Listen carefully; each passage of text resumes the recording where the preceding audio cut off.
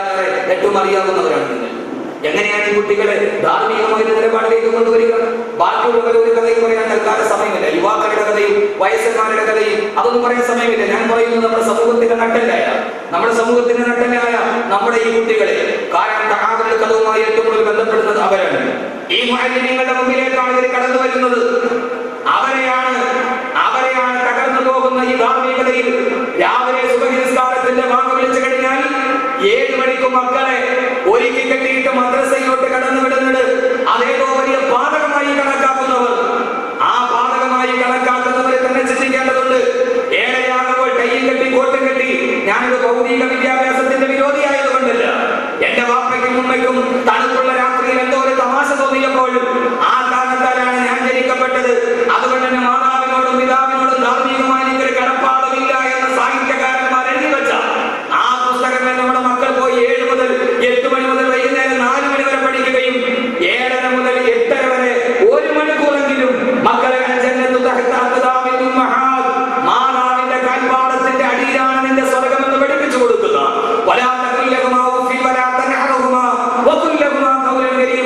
വാർദ്ധക്യം ബാധിച്ച മാതാപിതാക്കളോട് ചേർന്ന് പോലും പറയരുതേ, അവരോട് നിങ്ങൾ വിരട്ടി സംസാരിക്കരുത് എന്ന് പറയുന്ന ഈ മുഅല്ലിമീങ്ങളുടെ മുമ്പിൽ കൊണ്ടുപോയി വിടാൻ ഭൗതികമായ വളർച്ചയുടെ പേരിൽ മനസ്സുണ്ട് എന്നുവെങ്കിൽ എന്റെ പ്രിയപ്പെട്ട സഹോദരിമാരെ, ഇതല്ല, ഇതിന്റെ അപ്പുറത്തേക്ക് കേൾക്കേണ്ടി വരും. രാവിലെ വരുന്ന ഈ നൈർമല്യ ഹൃദയത്തെ മാതാപിതാക്കളുടെ കടമ പഠിപ്പിച്ചു കൊടുക്കാൻ, അയൽവക്കക്കാരുടെ കടമ പഠിപ്പിച്ചു കൊടുക്കാൻ, കൂട്ടുകാരോട് എങ്ങനെ സംസാരിക്കണമെന്ന് പറയാൻ 4ാം ക്ലാസ്സിൽ അഖിലാഖ് എന്ന് പറയുന്ന ഒരു കിതാബുണ്ട്, വല്ലപ്പോഴും എടുത്തു നോക്കണം.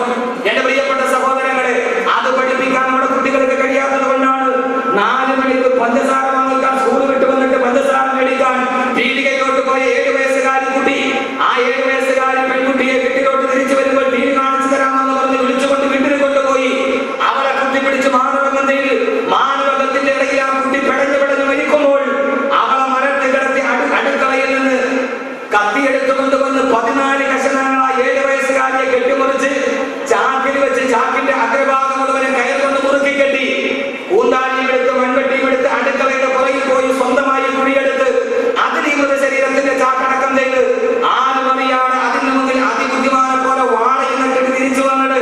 തൃശ്ശൂർ ചന്ദ്രാപിന്നിയിലെ നൊട്ടോറിയസ് ക്രിമിനലായിരുന്നില്ല, അവിടുത്തെ കള്ള് കച്ചവടക്കാരനായിരുന്നില്ല. 12 വയസ്സ് മാത്രം പ്രായമുള്ള മുഹമ്മദ് കോയ എന്ന് പറയുന്ന 12 വയസ്സുകാരനാണ് ലോകത്തിലെ നൊട്ടോറിയസ് ക്രിമിനൽ പോലും ചെയ്യാത്ത ഈ ക്രൂരകൃത്യം ചെയ്തതെങ്കിൽ എന്റെ പ്രിയപ്പെട്ട സഹോദരങ്ങളെ, അന്വേഷണ ഉദ്യോഗസ്ഥയായ DIG ഇന്നത്തെ IGP സന്ധ്യ തൃശ്ശൂർ പ്രസ് ക്ലബ്ബിൽ പത്രസമ്മേളനം വിളിച്ചപ്പോ പത്രക്കാർ ചോദിച്ചു, എങ്ങനെയാണ് ഈ കുട്ടിക്ക് 7 വയസ്സുകാരിയോട് എങ്ങനെയാണ് മഞ്ചരട്ടയിൽ മണ്ണ് വെച്ചിട്ട് അപ്പം കളിക്കുന്ന ഉണ്ടാക്കി കളിക്കുന്ന കുട്ടിയോട് ഇങ്ങനെ തോന്നിയത്? എന്റെ പ്രിയപ്പെട്ട മാതാപിതാക്കളെ, IGP സന്ധ്യ പറഞ്ഞത് എന്തെന്നറിയുമോ? ഈ കുട്ടി ജനിച്ചു വളർന്ന സാഹചര്യമാണ് അവൻ കുറ്റവാളിയാക്കിയത്. അവൻ ജനിച്ചു വളർന്ന സാഹചര്യം ഏത് സാഹചര്യമാണത്? അവന്റെ പിതാവ് ഏറ്റവും വലിയ മദ്യപാനി, അവന്റെ മാതാവാണെങ്കിലോ ആ നാട്ടിൽ അറിയപ്പെട്ട പബ്ലിക് പ്രോസ്റ്റിറ്റ്യൂട്ട്. എന്റെ പ്രിയപ്പെട്ട സഹോദരങ്ങളെ, പിതാവിന്റെ ഭാഗത്ത് മാതാവിന്റെ സുഖരസങ്ങളുടെ ശൈലിയിൽ പാതിരാ സമയത്ത് അന്യന്റെ ചൂടും അനുഭവിക്കുന്നവൾ വളർന്നു വരുന്ന കുട്ടി ആ നാട്ടിലെ ഏറ്റവും വലിയ ക്രിമിനലായി ആരെയാണ് കുറ്റപ്പെടുത്തേണ്ടത്? ആരുടെ നേരെയാണ് ഇവരെ ചൂണ്ടേണ്ടത്? ആരെയാണ് ഈ കാര്യത്തിൽ നമ്മൾ വഴി പറയേണ്ടത്? വാപ്പയും ഉമ്മയും ഞാൻ പറഞ്ഞല്ലോ, ആലപ്പുഴ ദേശീയപാതയിൽ പോലീസ് ഉദ്യോഗസ്ഥർ പരിശോധന നടത്തുന്നു. വാഹന പരിശോധന, മദ്യപിച്ചതാണെന്നറിയാനുള്ള പരിശോധനയാണ്. റോഡ് സൈഡിൽ കഥയില്ല. ഭാര്യ ഭർത്താവും പാതിരാ സമയത്ത് കാറിൽ വന്നു. ഭർത്താവ് വെളിയിലിറങ്ങി. SI പറഞ്ഞു, ഇതിൽ ഊതുക. മദ്യപിച്ചിട്ട് വാഹനം കൊടുത്തിട്ട് ഊതിയാൽ സെൻസർ വർക്ക് ചെയ്യും, ബീപ്പ് ശബ്ദം കേൾക്കും. അയാൾ വന്ന് ഊതി, ശബ്ദം കേട്ടു. SI പറഞ്ഞു, നീ മദ്യപിച്ചിട്ടുണ്ട്, വെക്കടിക്കണം 1000 രൂപ. അയാൾ പറഞ്ഞു, ഞാൻ മദ്യപിച്ചിട്ടില്ല. അതൊന്ന് നീ മദ്യപിച്ചത് കൊണ്ടല്ലേ ബീപ്പ് ശബ്ദം കേട്ടത്? അല്ല, ഈ യന്ത്രം കേടാണ്, ഞാൻ മദ്യപിച്ചിട്ടില്ല. പോലീസ് പറഞ്ഞു, ഇത്രയും നേരം യന്ത്രം വർക്കാണ്, ഇപ്പൊ നിനക്ക് മാത്രം ഇല്ല, ഞാൻ മദ്യപിച്ചിട്ടില്ല, എന്നിട്ട് മൂന്നിട്ട് ശബ്ദം കേട്ടു, അതുകൊണ്ട് നിങ്ങളുടെ യന്ത്രം കേടാണ്. പോലീസ് ഉദ്യോഗസ്ഥർ വല്ലാതെ കൺഫ്യൂഷനിലായി. അവസാനം അയാളെ പറഞ്ഞ് യന്ത്രം കേടാണ്. ഞാൻ പറഞ്ഞാണ്, ശരി, ഒരു കാര്യം ചെയ്ത് എന്റെ ഭാര്യയെ കൊണ്ട് കുടിപ്പിച്ചു നോക്ക്. ഭാര്യ ഇറങ്ങി വന്നു, സുന്ദരിയായ ഭാര്യ. അവർ കൂടി അപ്പോഴും ശബ്ദം കേട്ടു. SI പറഞ്ഞു, സോറി, ഞങ്ങൾ അറിഞ്ഞില്ല, ഇത് വർക്ക് ചെയ്യുന്നില്ല എന്ന്. അവരെ വെറുതെ കേട്ടു. യഥാർത്ഥത്തിൽ അവൾ മദ്യപിച്ചിരുന്നു, യഥാർത്ഥത്തിൽ ഭാര്യ മദ്യപിച്ചിരുന്നു. ഇതൊരു കഥയല്ല. ഇത് നടത്തിയ പോലീസ് ഉദ്യോഗസ്ഥൻ പ്രഭാഷണത്തിന്റെ ഇടയിൽ എന്നെ കണ്ടപ്പോൾ പറഞ്ഞ വാക്കാണിത്. സഹോദരങ്ങളെ, നഗരത്തിന്റെ സംവിധാനം എവിടെ എത്തിയെന്ന് ചോദിച്ചാൽ പാതിരാസമയമായി കഴിയുമ്പോൾ മക്കളെയും കൊണ്ട് നഗരത്തിന്റെ ആലസ്യതകളിലൂടെ കടന്നുപോയി അവസാനം 2 മണിക്ക് വന്ന് കിടന്നുറങ്ങി. രാവിലെ 8 മണിയാകുമ്പോൾ സ്റ്റഫ് ചെയ്ത കോടി എഴുന്നേൽക്കുന്നത് പോലെ 8 മണിയാകുമ്പോൾ മക്കളെ സ്റ്റഫ് ചെയ്ത് ഭൗതിക വിദ്യാഭ്യാസത്തിന്റെ കലാലയത്തിൽ കൊണ്ടുപോയി തിരിച്ചു കൊണ്ടുവന്ന് നഗര ജീവിതത്തിന്റെ കാവലാളുകളായി മാറി നിൽക്കുന്ന ഒരു സമൂഹം. ഈ സമൂഹത്തിനോട് എന്താണ് പറഞ്ഞു കൊടുക്കേണ്ടത്? ഈ സമൂഹത്തിനോടാണ് ആദരവായ വിശുദ്ധമായ ഖുർആൻ. ഞാൻ ഏറെ പറയുന്നില്ല, പത്രവാർത്തകൾ ഏറെ പറയുന്നില്ല.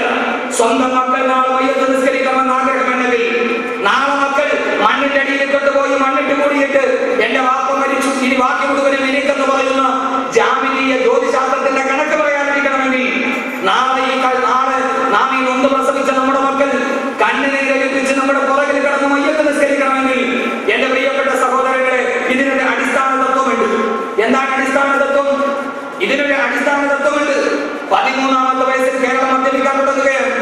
13ാമത്തെ വയസ്സിലാണ് കേരളത്തിന്റെ മദ്യപാനത്തിന്റെ തുടക്കം. അപ്പൊ ആരാ കുടിക്കുക? ഞാൻ പറയണോ? കേരളത്തിന്റെ മാഗസിൻ കഴിഞ്ഞ മാസം കേരളത്തിലെ 30,000 ഹൈസ്കൂൾ വിദ്യാർത്ഥികൾ ഒരു സർവേ നടത്തി. നിങ്ങൾ നന്നായിട്ട് കേൾക്കണം, വീട്ടിലിരുന്ന മനസ്സിലാവൂല.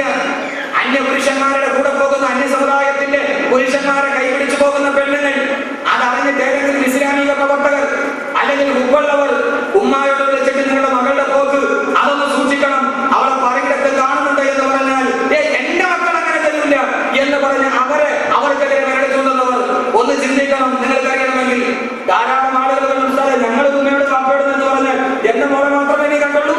എന്റെ മോൾ അങ്ങനെ ചെയ്യില്ല. അവള് തഹജ്ജുദ് നിസ്കരിക്കുന്നവളാണ്, അവള് സുബഹി കഴിഞ്ഞിട്ട് മനസ്സിലാകുന്നവളാണ്.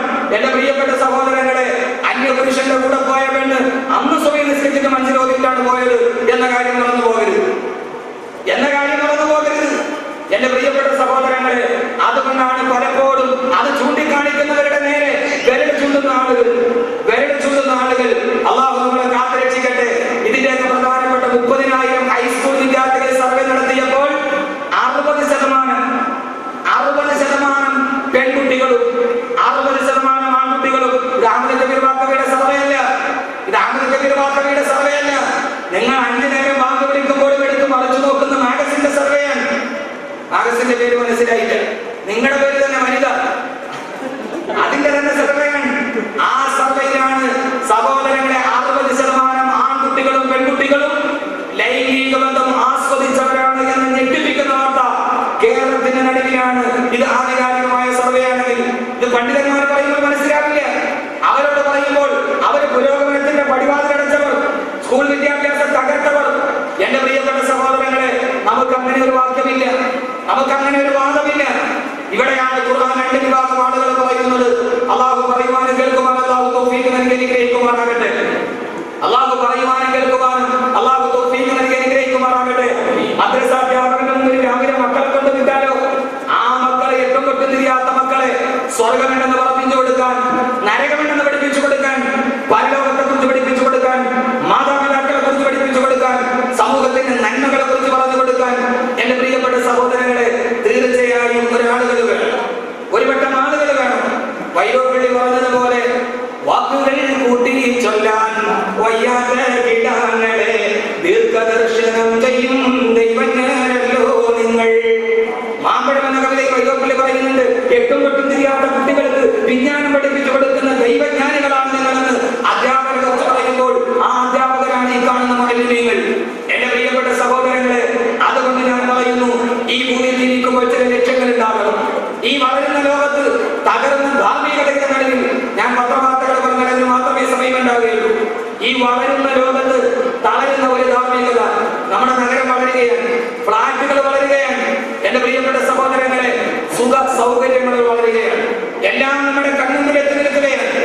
ലോകത്തുള്ള ഒരു കമ്പ്യൂട്ടറിന് മുഴുവൻ സൂക്ഷിക്കാൻ കഴിയാത്തത് വിരലിന്റെ നഖത്തിന്റെ നാലിലൊന്ന് വലിപ്പമില്ലാത്ത ചെറിയ ഒരു മൈക്രോ ചിപ്പിന് സൂക്ഷിക്കാൻ കഴിയുന്ന, പ്രപഞ്ചത്തിന്റെ രഹസ്യം മുഴുവനും ഒരു മൈക്രോ ചിപ്പിന് സൂക്ഷിക്കാൻ കഴിയുന്ന കാലത്താണ് നാം. ഇവിടെ നമുക്കെന്താണ് ചെയ്യാൻ കഴിയുക? ഇവിടെ അള്ളാഹുവിന്റെ ഖുർആൻ പറയുന്നു, 2 വിഭാഗം മനുഷ്യരുണ്ട് ഇവിടെ.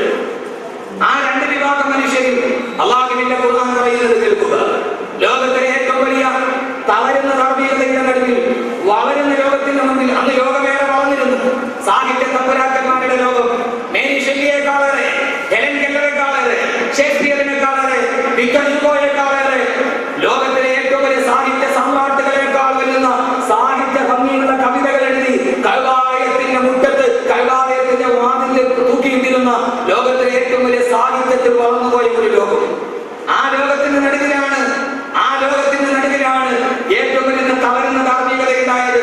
എന്റെ പ്രിയപ്പെട്ട സഹോദരങ്ങളെ, ഒന്ന് നിങ്ങൾ ചിന്തിച്ചു നോക്ക്. അത്രത്തോളം ധാർമ്മികത നഷ്ടപ്പെട്ടു പോയ സമീപമല്ല. ആ കാലഘട്ടത്തെ കുറിച്ച് ചരിത്രകാരന്മാർ പറയുന്നത് ഇരുണ്ട യുഗമെന്നാണ്. ഉമർ റളിയല്ലാഹു അൻഹു ജീവിച്ചിരുന്ന അല്ലാഹുവിന്റെ പ്രവാചകൻ നബി മുഹമ്മദ് മുസ്തഫ, ആദരവായ പ്രവാചകൻ നബി മുഹമ്മദ് മുസ്തഫ സല്ലല്ലാഹു അലൈഹി വസല്ലം കടന്നു വന്ന കാലഘട്ടത്തെ ചരിത്രകാരന്മാർ വിശേഷിച്ചിട്ട് ഇരുട്ടിന്റെ കാലമെന്നാണ്. എന്താണ് വെളിച്ചമുണ്ടായിരുന്നില്ലേ? എന്തേ കാലഘട്ടത്തിൽ വെളിച്ചമുണ്ടായിരുന്നില്ലേ? സൂര്യന്റെ വെളിച്ചം ഇതിനേക്കാൾ ഏറെ ഉണ്ടായിരുന്നു, ചന്ദ്രന്റെ വെളിച്ചം ഇതിനേക്കാൾ ഏറെ ഉണ്ടായിരുന്നു. പക്ഷെ ആ കാലഘട്ടത്തിൽ ജീവിച്ചിരുന്ന മനുഷ്യരുടെ ഹൃദയത്തിന് വെളിച്ചമുണ്ടായിരുന്നില്ല. അതുകൊണ്ടാണ് ആ കാലഘട്ടത്തെ ഇരുണ്ട യുഗം എന്ന് ചരിത്രകാരന്മാർ പറയാൻ കാരണം. റോഡിന്റെ നടപ്പാതയിലൂടെ നടന്നു പോകുന്ന മനുഷ്യന്റെ മടിശീലയുടെ വലിപ്പം കാണുമ്പോൾ പിടിച്ചു നിർത്തിയിട്ട് കഴുത്തറുത്തിട്ട് അവന്റെ മടിശീലയിലെ പണം പൊട്ടിച്ചു പോയ കാട്ടാളന്മാർ, ആ കാട്ടാളന്മാർ വിശുദ്ധമായ ഖുർആന്റെ ഇഖ്റ എന്ന ആയത്തോതിയപ്പോൾ, ആയത്തവരുടെ ഹൃദയത്തിൽ ഇറങ്ങിയപ്പോൾ, പാതിരാ സമയത്ത് സക്കാത്തിന്റെയും സദഖയുടെയും പൈസ കൈപിടിച്ചിട്ട് പാവപ്പെട്ടവർ ഉറങ്ങുന്നത് കാത്തവരുടെ വീടിന് മുമ്പിൽ കാത്തു നിൽക്കുന്ന ആളുകളായി മാറി. അങ്ങനെ ഒരു മാറ്റം അവർക്കുണ്ടായി. ആ ധാർമ്മികതയിൽ അവർക്ക് തളർന്നുപോയ ധാർമ്മികതയിൽ ഞാൻ പറഞ്ഞത് മനസ്സിലായില്ല. അള്ളാഹുവിന്റെ റസൂൽ വരുന്ന കാലഘട്ടത്തിലെ ജനങ്ങൾ റോഡിലൂടെ നടന്നു പോകുന്നവന്റെ മടിശീലയുടെ കരം കണ്ടാൽ അവനെ പിടിച്ചെടുത്ത് കഴുത്തറുത്തിയിട്ട് അവന്റെ മടിശീലയിൽ പണം പൊട്ടിച്ചു കൊണ്ടുപോയിരുന്നു. നിങ്ങൾക്കറിയില്ലേ, മക്കയിൽ നിന്ന് ഷാമിലോട്ട് കച്ചവടക്കാരെ പോകുന്ന ഇടയിൽ പർവ്വതത്തിന്റെ പുറകിൽ കുത്തിയിരുന്നിട്ട് പോകുന്നവനെ പിടിച്ച് മടിശീലയിൽ പണം പൊട്ടിച്ച ഒരു ചെറുപ്പക്കാരനുണ്ടായിരുന്നു, അബൂദർ. ഗിഫാർ ഗോത്രത്തിന്റെ തലവൻ അബൂദറാണ്. പിന്നീട് അബൂദർ ഈ സ്വർഗത്തിലാണെന്ന് അല്ലാഹുവിന്റെ റസൂൽ നേരിട്ട് കൈകൊട്ടി പറഞ്ഞ സയ്യിദുന അബൂദർ ഗിഫാരി റളിയല്ലാഹു അൻഹു പറയുന്നത്. ആ ചെറുപ്പക്കാരന്റെ പഴയകാല ജീവിതം നാട്ടിലെ ഏറ്റവും വലിയ പള്ളക്കാരൻ, അന്നത്തെ കഴുത്തറത്ത നൊട്ടോറിയസ് ക്രിമിനൽ. അവരാരായി അറിയുമോ? എന്റെ പ്രിയപ്പെട്ട സഹോദരങ്ങളെ, ഖുർആൻ അവരുടെ മനസ്സിലിറങ്ങി.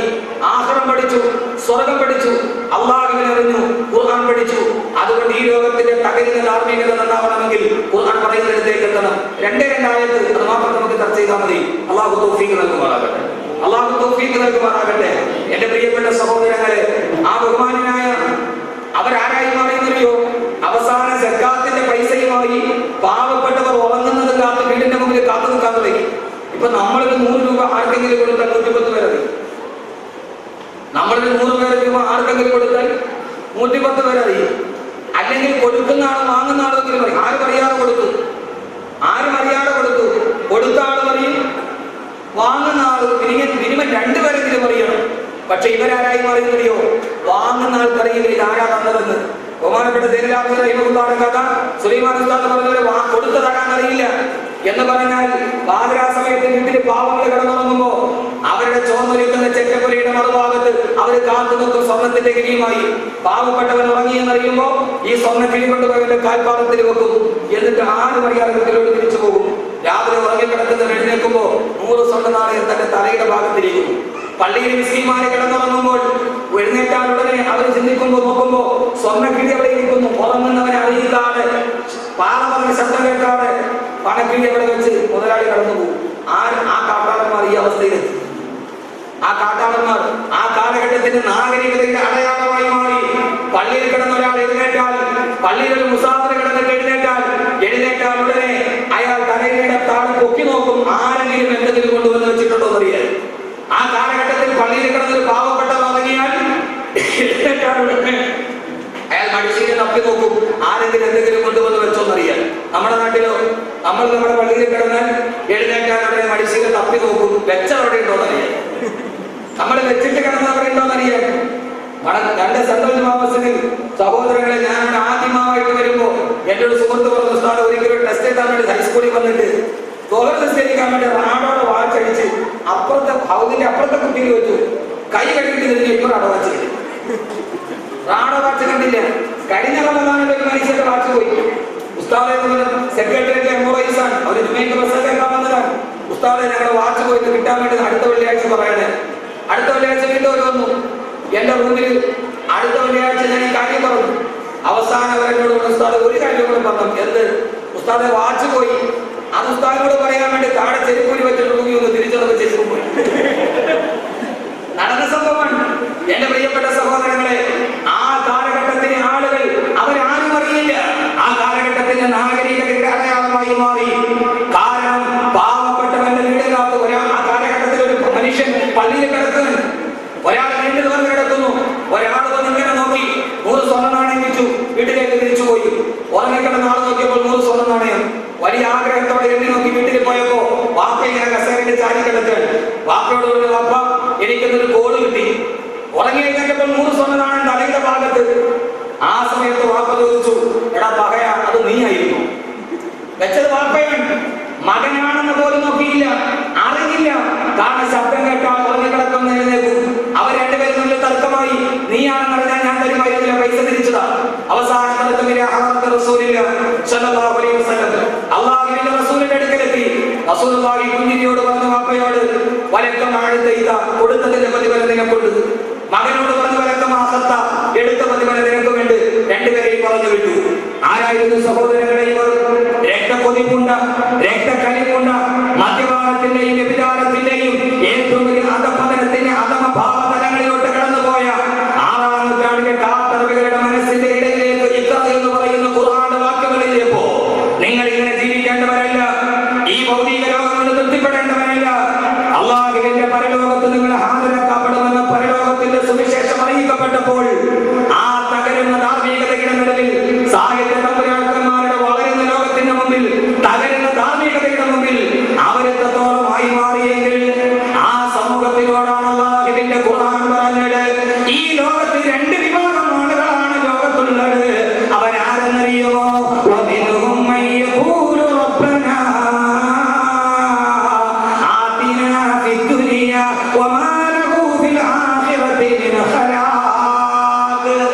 അള്ളാഹുവിന്റെ ഖുർആൻ 2 വിഭാഗം ആളുകളെ പരിചയപ്പെടുത്തുകയാണ്. ഈ പ്രഭാഷണത്തിന് 2 ആയത്തുകൾ മാത്രം പറഞ്ഞ് നാം അവസാനിപ്പിക്കുകയാണ്. ഇവിടെ ധാർമ്മികത തകരാതിരിക്കണോ? ലോകം എത്ര വളർന്നാലും, ലോകം മുഴുവനും കൈക്കുമ്പിളിൽ കിടന്നാലും, കോടികളുടെ കിടക്കപ്പായിൽ അടിയിൽ വന്നെത്തിയാലും, എന്റെ പൊന്നുമോനെ, നിനക്ക് ലോകത്ത് നല്ലവനായി ഒരു ധാർമ്മികതയുടെ അടയാളമായിട്ട് ജീവിക്കാൻ കഴിയണോ?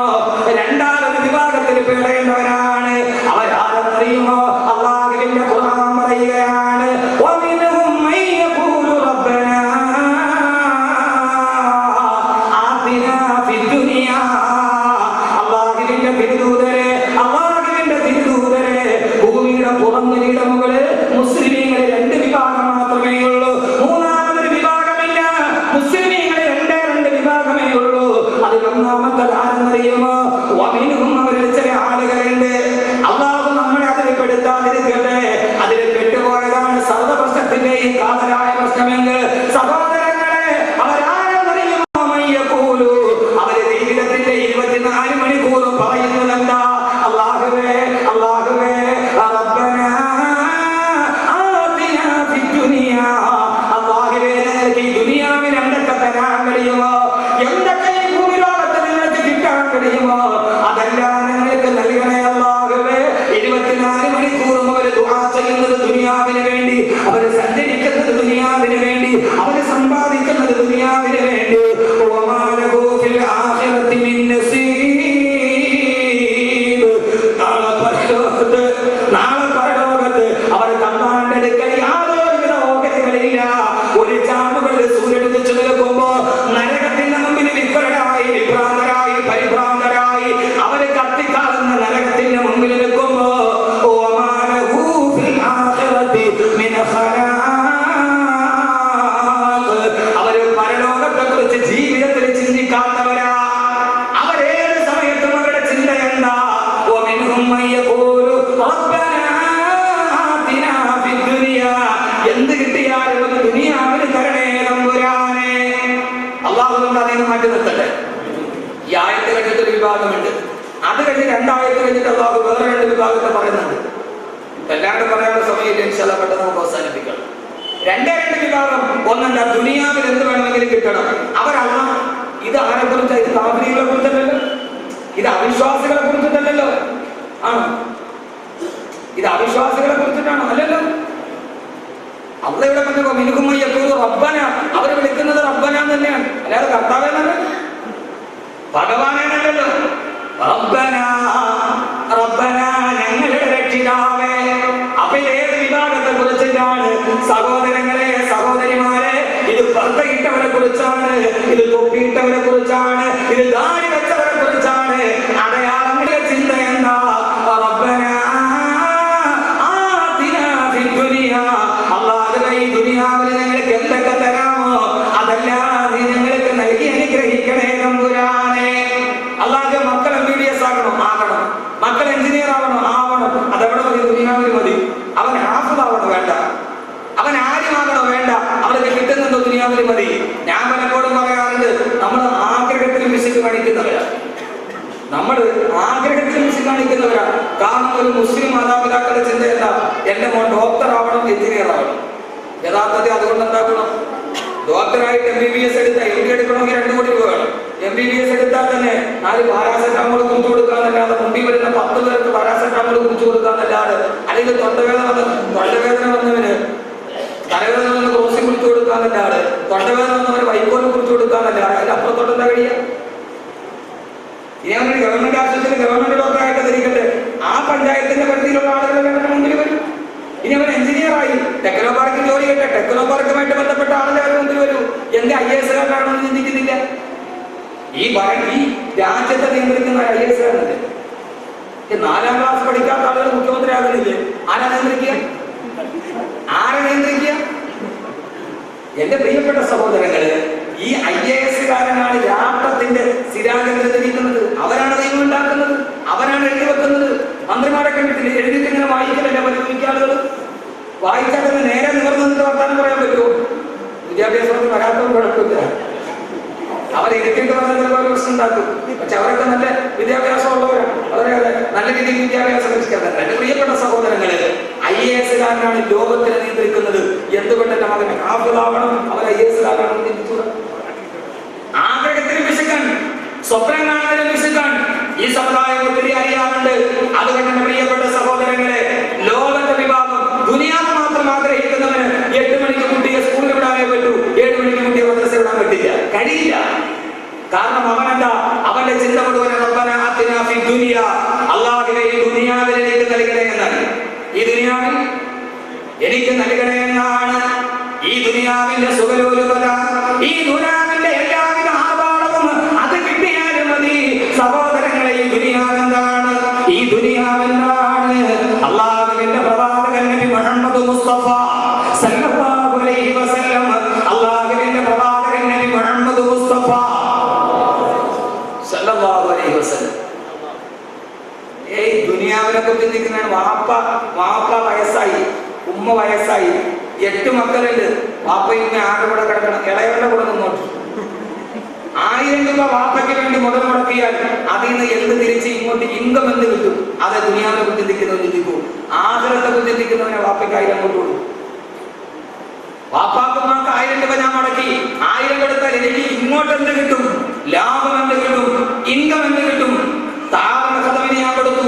എന്റെ പ്രിയപ്പെട്ട സഹോദരങ്ങളെ, സഫറുല്ലാ സാഹിബിന് കൊടുത്ത പൈസ വേറെടുത്ത് നിക്ഷേപിച്ചാൽ വൈകുന്നേരം തിരിച്ചു കിട്ടും, അല്ലെങ്കിൽ അടുത്ത മാസം തിരിച്ചു കിട്ടും. പക്ഷേ ഇവിടെ കൊടുത്തതിന് തിരിച്ചെന്ന് കിട്ടുമെന്ന് ചോദിച്ചാൽ അത് ആഖിറത്തെ ചൂണ്ടിക്കാണിച്ചിട്ടേ പറയാൻ പറ്റൂ. അപ്പൊ അദ്ദേഹം റബ്ബന ആതിനാ ഫിദ്ദുനിയാ എന്ന് പറഞ്ഞ ആളല്ല. അങ്ങനെ ആവാൻ കഴിയണമെങ്കിൽ ആദരവായ പ്രവാചകൻ നബി മുഹമ്മദ് മുസ്തഫ, അല്ലാഹുവിന്റെ പ്രവാചകനാണ് പറഞ്ഞത്, മദീനത്തിന്റെ ഓരത്ത് കൂടി നടന്നു പോകുമ്പോ ചത്തുപിടുത്ത് കിടക്കുന്ന ഒരു നായിയുടെ ശവശരീരം കണ്ടപ്പോ അല്ലാഹുവിന്റെ റസൂലിന്റെ സഹാബത്ത് കൊടുക്കുന്നുണ്ട്. വല്ലാതെ മൂക്കുപത്തി നടന്നു പോകുമ്പോ അല്ലാഹുവിന്റെ തിരുദൂതരെ ചോദിച്ചു, പ്രിയപ്പെട്ട സഹാബ, ഈ പുടുത്തുമാറി കിടക്കുന്ന ഈ പട്ടിയുടെ ശവശരീരം ആർക്കാണ് വേണ്ടത്? അല്ലാഹുവിന്റെ റസൂലിന്റെ സഹാബത്ത് മറുപടി പറഞ്ഞു, തിരുദൂതരെ, പട്ടിയെ തന്നെ ആർക്കും വേണ്ടാത്തതാണ്. അത് കൊടുത്തുമാറിപ്പോയാൽ അതിനെ എന്തിനാണ് നബിയെ കൊള്ളാവുന്നത്? അല്ലാഹുവിന്റെ റസൂൽ ചോദിച്ചത് എന്താണ്?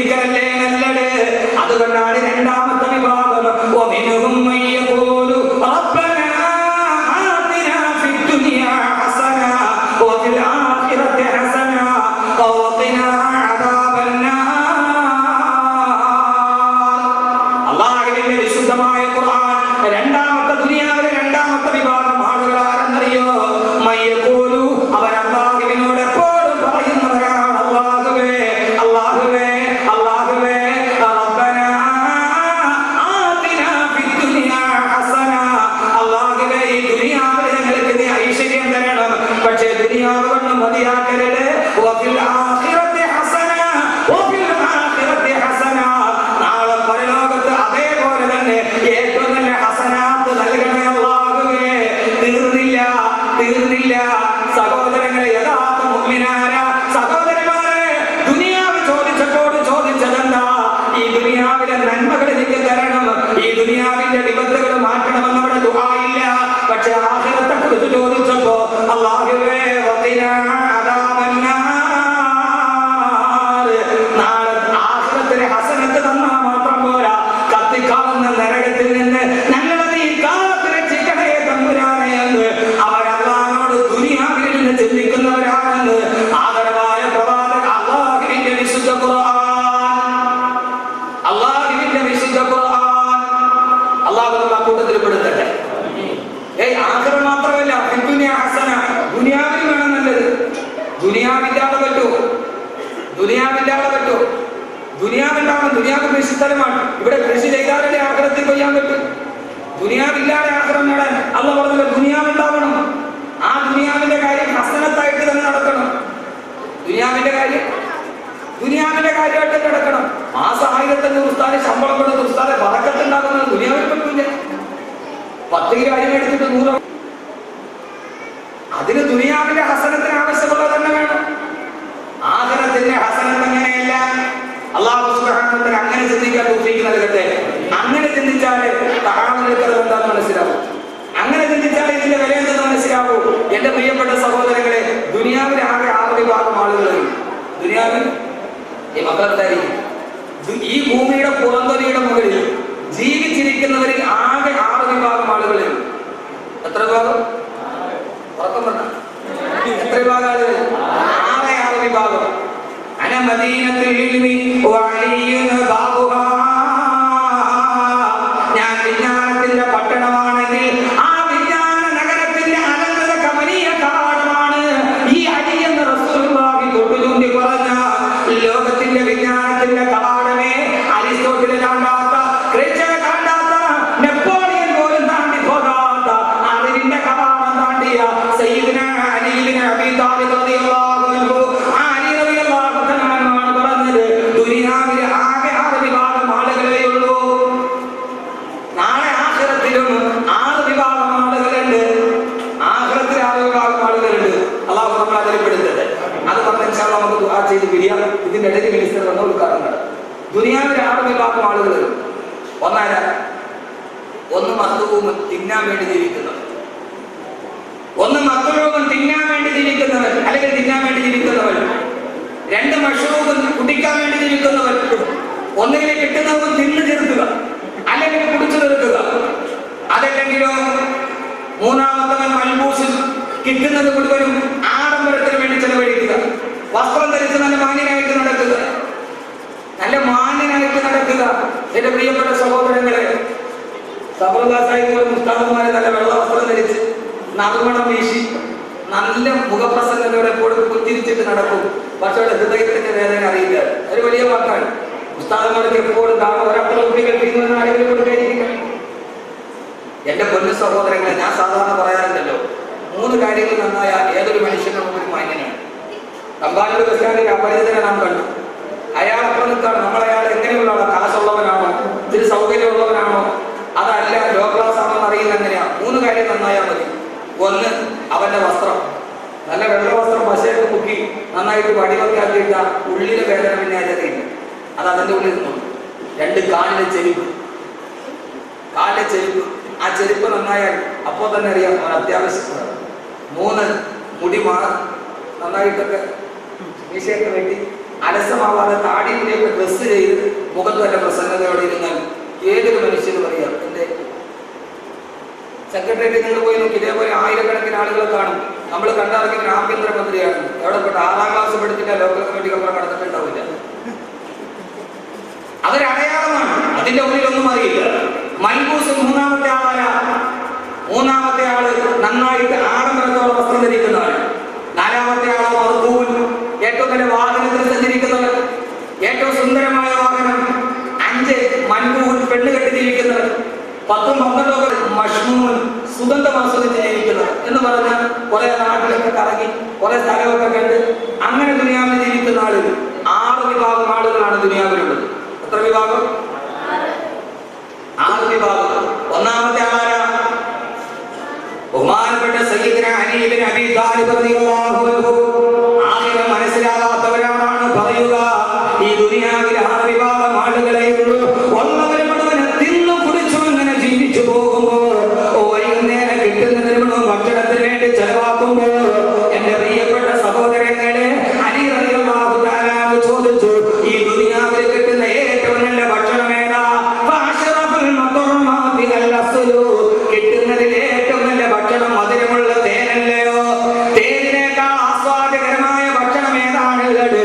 അലി റളിയല്ലാഹു അൻഹു ചോദിക്കുകയാണ്, ദുനിയാവിലെ ഏറ്റവും സാധുള്ള ഭക്ഷണം തേനാണ്. ആ തേനിനെ കുറിച്ച് നിനക്കറിയുമോ? അത് ഈച്ചയുടെ പൃഷ്ഠഭാഗത്തിൽ നിന്ന് വരുന്നതാണെന്നറിയില്ലേ? ഈ ദുനിയാവിൽ കിട്ടുന്ന ഏറ്റവും നല്ല ഭക്ഷണം അതൊരു ഈച്ചയുടെ ഒരു പ്രാണിയുടെ വിസർജ്യമാണെന്ന് നിനക്കറിയില്ലേ? അതല്ലേ ഏറ്റവും വലുതായി നീ കണക്കാക്കുക. രണ്ടാമത്തെ ആൾ അവർ ഏറ്റവും നന്നായിട്ട് കുടിച്ചു ജീവിക്കുന്നവരാണെങ്കിൽ ഈ ദുനിയാവിൽ കിട്ടുന്ന ഏറ്റവും നല്ല കുടിക്കാൻ പറ്റുന്ന സാധനമേടാ? അൽമാഹു, അത് പച്ചവെള്ളമല്ലേ? ആ പച്ചവെള്ളത്തിന്റെ കാര്യം നോക്ക്. അമ്മാനെ അനുസരിക്കുന്നവനും ഇബാദത്ത് ചെയ്യുന്നവനും തെമ്മാടിക്കുമൊക്കെ പച്ചവെള്ളം അല്ലാഹു വാരി കോരി കൊടുക്കുന്നവരല്ലേ? അല്ലാഹുവിനടുക്കൽ യാതൊരു വിലയില്ലാത്ത സാധനമല്ലേ? അതിനു വേണ്ടിയാണോ ഈ ദുനിയാവിൽ നീണ്ടിയിരിക്കുന്നത്? പച്ചവെള്ളം ആർക്കും കൊടുക്കുന്നതല്ലേ? ആർക്കും കൊടുക്കുന്നതല്ലേ? അതിനു വേണ്ടിയാണോ ദുനിയാവിൽ നീണ്ടിയിരിക്കുന്നത്? മൂന്നാമത്തെ ആള് അവൻ നല്ല വസ്ത്രം അങ്ങനെ ധരിക്കുന്നവനാ, സുന്ദരമായ വസ്ത്രങ്ങൾ ധരിക്കുന്നവനാണ്. അലി റളിയല്ലാഹു അൻഹു ചോദിച്ചു, അസ്റഫുൽ മൽബൂസാത്തി അൽ-ഹരീറു, ഈ ഭൂമിയിൽ കിട്ടുന്ന ഏറ്റവും നല്ല വസ്ത്രമേതാ? അത് പട്ടുവസ്ത്രമല്ലേ? അത് കാഞ്ചീപുരം പട്ടിന്റെ സാരിയല്ലേ? കാഞ്ചീപുരം ബനാറസിന്റെ പട്ട് സാരിയല്ലേ? അത് വാരി ചുറ്റിയിട്ട് ദുനിയാവിലൂടെ ഇങ്ങനെ ഒരുമാതിരി സ്റ്റപ്പുലയിലെ കോഴിയെ പോലെ നടക്കുമ്പോ ഓർക്കുന്നുണ്ടോ? അതെവിടെ നിന്നാണ് വരുന്നതെന്ന്? അതൊരു പട്ടുനൂൽപ്പുഴുവിന്റെ കാഷ്ടമല്ലേ? അതൊരു പുഴു കാട്ടിക്കുന്നതല്ലേ? പട്ടുനൂൽപ്പുഴുവിന്റെ കാട്ടത്തിൽ നിന്നുണ്ടാക്കുന്നതല്ലേ പട്ടുനൂല്? അതിനു വേണ്ടിയാണോ നിന്റെ ജീവിതത്തിൽ ആർഭാടം? അതിനു വേണ്ടിയാണോ നിന്റെ ജീവിതത്തിൽ ആർഭാടം? സഹോദരങ്ങളെ, നന്നായിട്ട് ചിന്തിക്കണം. ചില ആളുകൾ പൈസ ചെലവഴിക്കുന്നത് ഏറ്റവും വലിയ വാഹനത്തിന് വേണ്ടിയാണ്. കേരളത്തിൽ 4 കോടി രൂപ വരെയുള്ള വാഹനം ആദ്യം ഇറക്കിയത് മലപ്പുറം ജില്ലയിലാണ്. ഇറക്കിയത് നമ്മന്റെ ആളാണ്. 4 കോടി രൂപയാണ്. ഷോറൂമിന്റെ ഫോട്ടോ സഹിതം വന്നതാണ്. 4 കോടി രൂപയാണ് വില. ബഹുമാനപ്പെട്ട അലി റളിയല്ലാഹു അൻഹു ചോദിച്ചു, എന്തിനാണ് വാഹനത്തിന്റെ ആഡംബരത്തിന്റെ പുറകെ പോകുന്നത്? അത് കാരണത്താണല്ലേ എത്ര പുരുഷന്മാര് കൊല്ലപ്പെട്ടത്? അതിൽ കിടന്നിട്ടല്ലേ എത്ര പുരുഷന്മാര് കൊല ചെയ്യപ്പെട്ടത്? 4 കോടിയുടെ വാഹനത്തിലല്ലേ? സഹോദരങ്ങളെ, 30 വർഷം സൗദി അറേബ്യ അടക്കി ഭരിച്ച രാജാവിന്റെ രാജകുടുംബത്തിൽപ്പെട്ട മനുഷ്യനാണ് ഏറ്റവും വില കൂടിയ വാഹനത്തിൽ സൗദി അറേബ്യയുടെ വരിഭൂമിയിൽ വഴിതെറ്റിപ്പോയത്. ആ വഴിതെറ്റിപ്പെട്ട ഹമ്മർ വാഹനത്തിൽ സൗദി അറേബ്യയുടെ മണലാരിന്റെ മുഴുവനും മലനിരഞ്ഞ് നടത്തിട്ട് രാജകുടുംബത്തിൽ കിടന്ന് സ്വർണ്ണ സിംഹാസനത്തിൽ കിടന്നുറങ്ങിയ സ്വർണ്ണ ചഷകങ്ങളിൽ പാകം ചെയ്ത സൗദി അറേബ്യയുടെ കിരീടാവകാശി 12 വർഷം മുമ്പ് ഭരിച്ചു പോയത് സൗദി അറേബ്യയുടെ മണലാരണ്യത്ത് ഒരു തുള്ളി വെള്ളം കണ്ടം നനയ്ക്കാനില്ലാതെയാണ് മരിച്ചു പോയത്. എവിടെയാണ് മരിച്ചു പോയത്? ഒരു തുള്ളി വെള്ളം കുടിക്കാനില്ലാതെ സൗദി അറേബ്യയുടെ മരുഭൂമിയിൽ. എന്തിനാ സഹോദരങ്ങളെ ഈ ദുനിയാവിനെ കുറിച്ച് വല്ലാതെ കൊണ്ടുപിടിക്കുന്നതിനാണ്? സൗദി അറേബ്യയുടെ യുവരാജകുമാരൻ മരിച്ചതെവിടെയാ? മരുഭൂമിയുടെ ചുട്ടുപെടുത്ത മണൽത്തരിയുടെ മുകളില് ഒരു ഗ്ലാസ് വെള്ളത്തിന് ആകാശത്തേക്ക് നോക്കി കാക്ക പോലും അറിയില്ലല്ലോ. കാക്കയുടെ വിളി കേട്ടാൽ അറിയാം അടുത്ത വെള്ളമുണ്ടെന്ന്.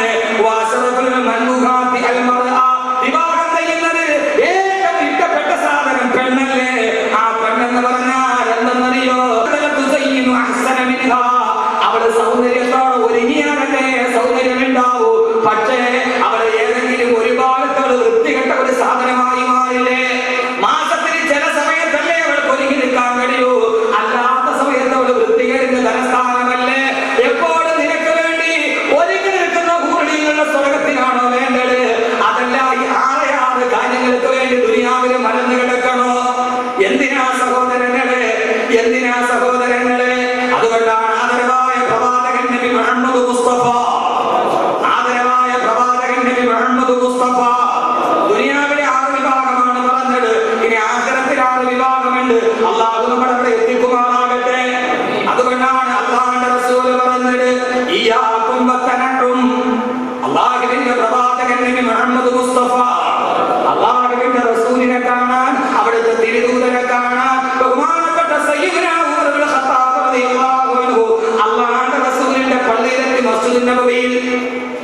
ആ മസ്ജിദുൻ നബവിയിൽ റസൂലുള്ളാഹിനെ കണ്ട് സലാം പറയുമ്പോൾ അല്ലാഹുവിന്റെ റസൂൽ പള്ളിയിൽ കിടക്കുകയാണ്, വീട്ടിൽ കിടക്കുകയാണ്.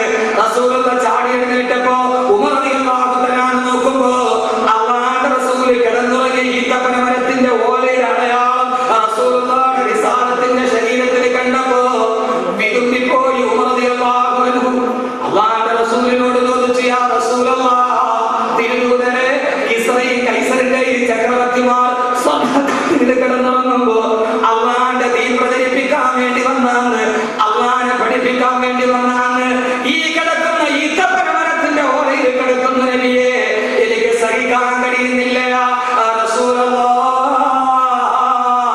ആ സമയത്ത് പൊട്ടിക്കരഞ്ഞ ഉമർ റളിയല്ലാഹു അൻഹുവിനെ റിസാലത്തിന്റെ ശരീരം കൊണ്ട് തന്നെ നെഞ്ചകത്തിലോട്ട് ചേർത്ത് പിടിച്ചിട്ട് അല്ലാഹുവിന്റെ റസൂൽ ചോദിച്ചൊരു ചോദ്യം കൊണ്ട്, ഉമറേ, ഉമറേ, ഇവിടെ നിനക്ക് ഇസ്രായേലിന്റെ കൊട്ടാരത്തിന്റെ കട്ടിലിൽ കിടക്കണോ, അതല്ല നാളെ സ്വർണ്ണനൂലുകൾ കൊണ്ട് നെയ്തുണ്ടാക്കപ്പെട്ട സ്വർഗത്തിന്റെ കട്ടിലിൽ കിടക്കണോ?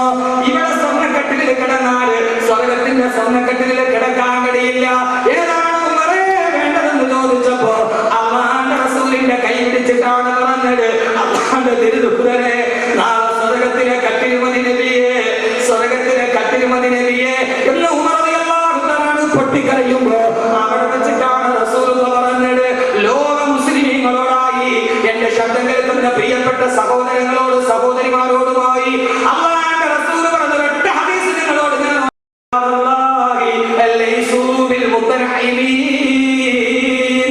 ഈ തവാസുൽ ഖദമിന്റെ ഈ വേളയിൽ ഞാൻ ഓർമ്മിപ്പിക്കുകയാണ്. അല്ലാഹുവിന്റെ റസൂൽ പറഞ്ഞു, ഫഇന്ന ഇബാദല്ലാഹ്, അല്ലാഹുവിന്റെ യഥാർത്ഥ അടിമകൾ, അല്ലാഹുവിന്റെ യഥാർത്ഥ അടിമകൾ, അല്ലാഹുവിന്റെ യഥാർത്ഥ അടിമകൾ ലൈസൂ ബിൽ മുത്തനഈമീൻ. അവർ ഈ ദുനിയാവിന്റെ സുഖലോലുപത അറിഞ്ഞവരല്ല, ദുനിയാവിന്റെ സുഖലോലുപത അറിഞ്ഞവരല്ല. അല്ലാഹുവിന്റെ യഥാർത്ഥ അടിമകൾ, അല്ലാഹുവിന്റെ യഥാർത്ഥ, അവർ അല്ലാഹുവിന്റെ യഥാർത്ഥ അടിമകളാ. സഫറുല്ലാഹ് സാഹിബല്ലേ പറഞ്ഞത്, അദ്ദേഹത്തിന്റെ നാട്ടിലെ ഖതീബ് രോഗം ബാധിച്ചിട്ട് വീട്ടിൽ ചെന്നപ്പോ പറക്കപ്പെട്ടാത്ത 2 പെൺകുട്ടികളെ കണ്ടെന്ന്, ചോർന്നൊലിക്കുന്ന ഒരു വീട് കണ്ടെന്ന്. സഹോദരങ്ങളെ, നിങ്ങൾ അറിഞ്ഞിട്ടുണ്ടാവും, ഒരു 4-5 ദിവസം മുമ്പ് പത്രത്തിൽ ഒരു പരസ്യമുണ്ടായിരുന്നു. ഞാൻ പ്രഭാഷണം നടത്തിയ മാതാവിന്റെ സ്ഥാനത്തെ കുറിച്ച് നടത്തിയ പ്രിയപ്പെട്ട ഉമ്മ എന്നൊരു സീഡിയുടെ കാസറ്റിന്റെ പ്രകാശനം. ആ പ്രകാശനം നടന്ന എറണാകുളം ജില്ലയിലെ പള്ളിക്കരയിലാണ്. അവിടെ പ്രകാശനത്തിന് വേണ്ടി 10 അയാളുടെ കൈ പിടിച്ച് കണ്ടാൽ എന്ത് സുമുഖനാണ് കാണാൻ. നല്ല വെളുത്ത വസ്ത്രം ധരിച്ചിട്ടുണ്ട്. ഉസ്താദേ, അല്ലാഹു നിങ്ങൾക്ക് സ്വർഗ്ഗം തരും. 3 പെൺകുട്ടികളുണ്ട്, 3 പെണ്ണന്മാരുണ്ട്. എനിക്ക് വയസ്സ് 38 ഇതേറെ കല്യാണം കഴിച്ചിട്ടില്ല. എന്റെ പെണ്ണന്മാർക്ക് മിന്നിതാപ്പാട് എങ്ങനെയാണ് ഞാനൊരു കല്യാണം കഴിച്ച് സുഖിച്ചിരിക്കുക?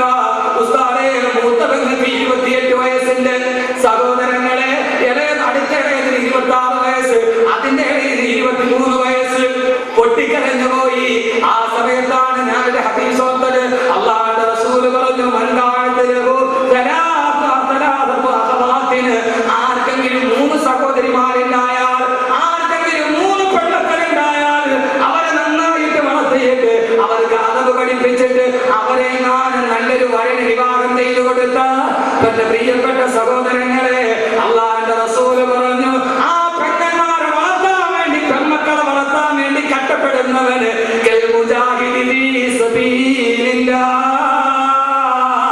അല്ലാഹുവിന്റെ മാർഗ്ഗത്തിൽ ജിഹാദ് ചെയ്ത ശുഹദാക്കളെ പോലെയാ, എന്റെ ഹംസയെ പോലെയാ, എന്റെ ഖൈബറിനെ പോലെയാ, എന്റെ സൈദിനെ പോലെയാ റളിയല്ലാഹു തആല അൻഹും.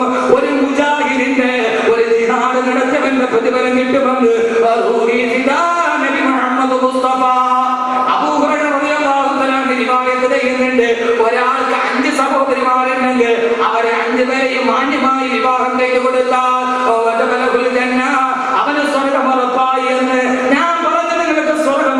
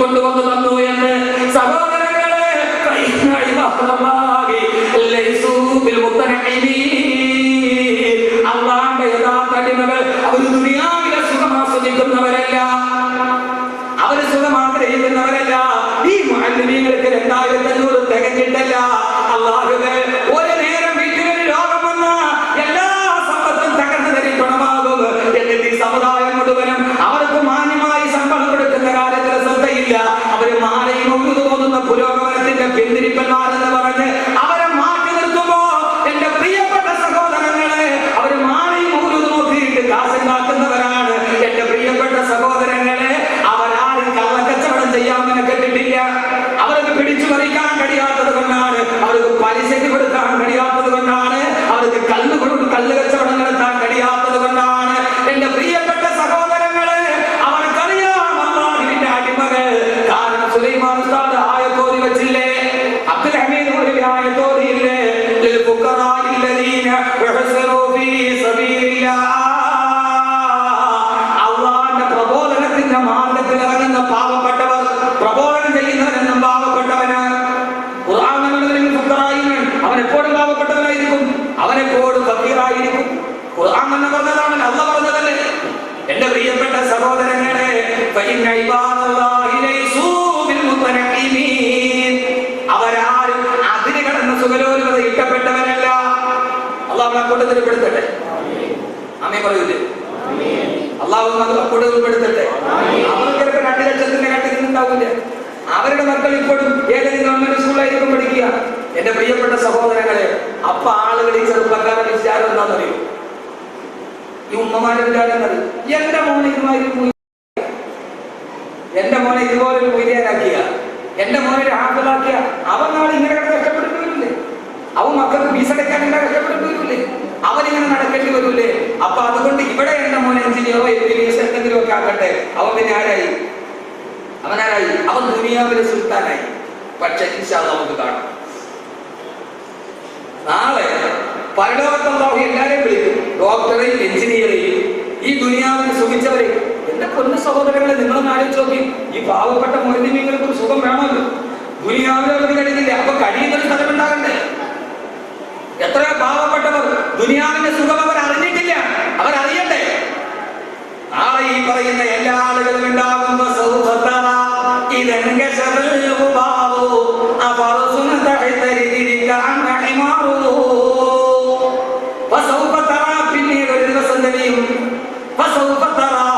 പിന്നീട് ഒരു ദിവസം മനസ്സിലാകും, ഇതെന്റെ ശബലകുമാറു, അന്തരീക്ഷത്തെ പൊടിയൊക്കെ ഒന്ന് മാറട്ടെ, അന്തരീക്ഷം തെളിയട്ടെ. നീ ഇരിക്കുന്നത് കഴുതയുടെ പുറത്താണോ അതല്ല കുതിരയുടെ പുറത്താണോ എന്ന്. ഇപ്പൊ അന്തരീക്ഷം പൊടി പിടിച്ച് കിടക്കുക. ഇപ്പൊ നമ്മളെ വിചാരം ഞാൻ കുതിരപ്പുറത്താ, എനിക്ക് ആവശ്യത്തിന് പണമുണ്ട്, എനിക്ക് നല്ല ബംഗ്ലാവുണ്ട്, എന്റെ മക്കളാരാ കാണ്ടങ്ങൾ ഇട്ടാൽ മതി, പച്ചമുണ്ട് പൊളപൊളങ്ങൾ വരും. ഞാനിപ്പോ കുതിരപ്പുറത്താ, മൂര്യാരോ കഴുതപ്പുറത്താ. കാരണം ഇപ്പൊ തിരികില്ല, കാരണം അന്തരീക്ഷത്തിൽ മൊത്തം പൊടിയാ. ഏത് പൊടി? ഭോഗതൃഷ്ണയുടെ പൊടി, ദുനിയാവിന്റെ പൊടി. അഖിലത്തിനെ സമസ്തേ ഹൃദയം കൊണ്ട് കണക്ക് കൂട്ടുന്നവന് മനസ്സിലാവില്ല. ഈ =MC², ദ്രവ്യപരിവർത്തനത്തിലൂടെ ഊർജ്ജം ഉണ്ടാക്കുന്ന കണക്ക് കൂട്ടിയിട്ട് ആ ഊർജ്ജം കൊണ്ട് ജീവിക്കാൻ വിചാരിക്കുന്നവന് മനസ്സിലാവില്ല. ഈ =MC², ദ്രവ്യത്തിന് പരിവർത്തനം ഉണ്ടാകുമ്പോൾ ഊർജ്ജം ഉണ്ടാവും. ആ ഊർജ്ജം കൊണ്ട് എനിക്ക് ദുനിയാവിൽ ജീവിക്കാൻ കരുതുന്നവന്, മോനെ അത്രയും പറയാന് മാർഗവാനീസ് കോളേജിൽ വിട്ടു. ദ്രവ്യത്തിന് പരിവർത്തനം ഉണ്ടാകുമ്പോൾ ഊർജ്ജം ഉണ്ടാകും, അത്രയും പറയാനേ മാർഗവാനീസ് കോളേജിന് പറ്റൂ. ആ കിട്ടുന്ന ഊർജ്ജം നിന്റെ സഹോദരനെതിരെ വിനിയോഗിക്കുന്നവർക്ക് ധാർമ്മികത പഠിപ്പിച്ചു കൊടുക്കണമെങ്കിൽ പള്ളിയുടെ മദ്രസകൾ വേണ്ടേ? ഊർജ്ജം ഉണ്ടാക്കാമെന്ന് സയൻസ് പഠിപ്പിച്ചു, അത് നിന്റെ സഹോദരനെതിരെ വിനിയോഗിക്കുന്നത് പറയാൻ പള്ളിയുടെ മദ്രസ പാഠശാലകൾ വേണ്ടേ? അതില്ലാതായതുകൊണ്ടല്ലേ ആൽബർട്ടൈൻസ്റ്റീൻ, കുട്ടികൾക്കറിയാമല്ലോ, ആൽബർട്ടൈൻസ്റ്റീനാണ് ദ്രവ്യപരിവർത്തന സിദ്ധാന്തം കണ്ടുപിടിച്ചത്. ആ സിദ്ധാന്തത്തിന്റെ പേരിലാണ് ആറ്റം ബോംബ് ഉണ്ടാക്കപ്പെട്ടത്. ഹിരോഷിമയിലും നാഗസാക്കിയിലും ലക്ഷക്കണക്കിന് ആളുകൾ ഈയാമ്പാറ്റകളെ പോലെ കത്തിക്കരിഞ്ഞ് ചാമ്പലായി കിടക്കുന്നത് കണ്ടപ്പോ ഐൻസ്റ്റീൻ നെഞ്ചത്ത് കൈവച്ചിട്ട് പറഞ്ഞില്ലേ, ദൈവമേ, അടുത്ത ജന്മത്തിൽ ഒരു ചെരുപ്പ് കുത്തിയായി പറക്കേണ്ടി വന്നാലും ഒരു ശാസ്ത്രജ്ഞനായി എനിക്ക് പറക്കണ്ടായെന്ന്. അത് ഭൗതികത മാത്രം പഠിച്ചവന്റെ ഗതികേടാൻ. ഇൻഷാ അല്ലാഹ് ശാസ്ത്രജ്ഞനാണോ വലുത്, ദുനിയാവിൽ സുഖിക്കുന്നവൻ അതല്ല ആരുമാണോ സുഖിക്കുന്നത് നമുക്ക് തിരിച്ചറിയാം. എവിടെ? അല്ലാഹുവിന്റെ പ്രവാചകൻ ഹദീസിന്റെ ബാക്കി, നാളെ പരലോകത്ത് അല്ലാഹു എല്ലാവരെയും ഒരുമിച്ച് കൂട്ടുമ്പോൾ ഈ ദുനിയാവിന്റെ സുഖലോലുപതയിൽ കിടന്നുറങ്ങിയവർ, 2 ലക്ഷം ശമ്പളം വാങ്ങിക്കുന്നതിന് പ്രശ്നമില്ല. അതിൽ നിന്ന് ഒരു തരി പോലും പാവപ്പെട്ടവന് കൊടുത്തിട്ടില്ല, ആണിന് കൊടുത്തിട്ടില്ല. കിട്ടിയത് മുഴുവനും അവനും അവന്റെ ഭാര്യയും അവന്റെ മക്കളും ആസ്വദിച്ച് തിന്നു കിടന്നവന്, ഈ ദുനിയാവിന്റെ മേലാപ്പിൽ കിടന്നവന്, നാളെ പരലോകത്തവൻ വരുമ്പോ നാളെ പരലോകത്തെ ദുനിയാവിൽ സുഖിച്ചവരോട് പറയപ്പെടും, അദ്ദേഹം ഫീ ഹയാതികും ദുനിയാ. അല്ലാഹുവിന്റെ റസൂൽ ഖുർആനിലെ ഒരു ആയത്ത് ഓതി, അദ്ഹബതും തയ്യിബാതികും ഫീ ഹയാതികും ദുനിയാ. ഈ ദുനിയാവിൽ പരമാവധി സുഖങ്ങൾ നിങ്ങൾ ആസ്വദിച്ചവരാണ്. ഒരു മനുഷ്യൻ ആസ്വദിക്കേണ്ട സുഖത്തിന്റെ പരമാവധി സുഖം നിങ്ങൾ ആസ്വദിച്ചവരാണ്. അതുകൊണ്ട് നിങ്ങൾക്ക് ഇവിടെ പരലോകത്തിന്റെ സുഖമില്ല, സ്വർഗത്തിന്റെ കട്ടിലില്ല, സ്വർഗത്തിന്റെ വെള്ളമില്ല, സ്വർഗത്തിന്റെ ഹുറുലികളില്ല. ഒരു മനുഷ്യൻ ആസ്വദിക്കേണ്ടതിന്റെ പരമാവധി ദുനിയാവിൽ ആസ്വദിച്ചു കഴിഞ്ഞു. പരലോകത്ത് നിങ്ങൾക്ക് ഒന്നും ബാക്കിയില്ലെന്ന് ഈ ദുനിയാവിലെ സുഖലോലുകന്മാരോട് പറയപ്പെടുന്നുണ്ട്. ആദരവായ പ്രവാചകൻ നബി മുഹമ്മദ് മുസ്തഫ സല്ലല്ലാഹു അലൈഹി വസല്ലം. കേൾക്കണം, ഒരു മനുഷ്യനെ സുഖിപ്പിക്കുന്നതിന് ഒരു പരിധിയുണ്ട്. നീ പരമാവധി ദുനിയാവിൽ സുഖിച്ചു കഴിഞ്ഞു, ഇനി ആദരത്തിലെ സുഖം ആർക്കാം? ആദരത്തിലെ സുഖം ആർക്കാം? ദുനിയാവിന് സുഖിച്ചു കഴിഞ്ഞാൽ സുഖിച്ചോട്ടെ, അള്ളാഹു തരുന്നതൊക്കെ വാങ്ങിച്ചോളി. അതിന് കൊടുക്കണ്ടേ, മറ്റൊന്നിനെ ഓർക്കണ്ടേ, സദക്കെ ഓർക്കണ്ടേ? പരമാവധി ഇവിടെ എനിക്ക് മതി എന്ന് ചിന്തിക്കുന്ന ആളുകൾ, എന്നിലേക്ക് മാത്രം ഒതുങ്ങുന്നവർ, നാളെ പരലോകത്ത് അള്ളാഹു അവരോട് പറയും, പരലോകത്ത് അള്ളാഹു അവരോട് പറയും, വസ്ത്രം കഴിത്തും ദിഹ, ദുനിയാവിലെല്ലാം ആസ്വദിച്ചു കഴിഞ്ഞു കടന്നു. നിങ്ങൾ എവിടെ പോകണം? അൽയൗമ തുജസൗന അദാബൽ ഹൂനി ബിമാ കുന്തും തസ്ഊൻ.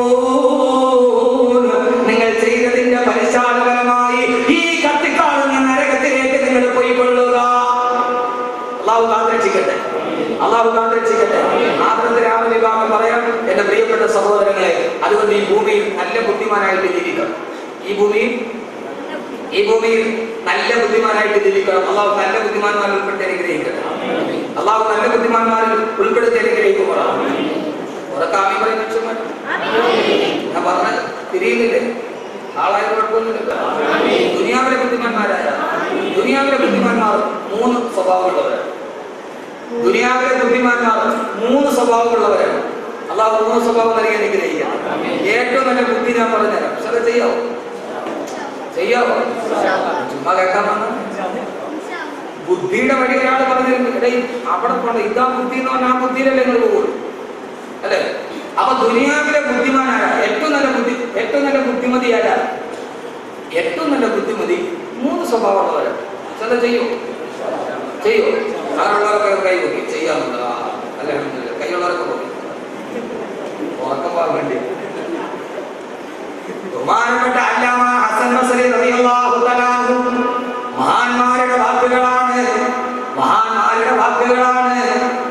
അൽലുകരാഉ സലാസത്തുൻ. ഈ ഭൂമിയിലെ ബുദ്ധിമാന്മാർ 3 വിഭാഗം ആളുകളാണ്. ഒന്നാമത്തെ സ്വഭാവം ഏതെന്നറിയോ?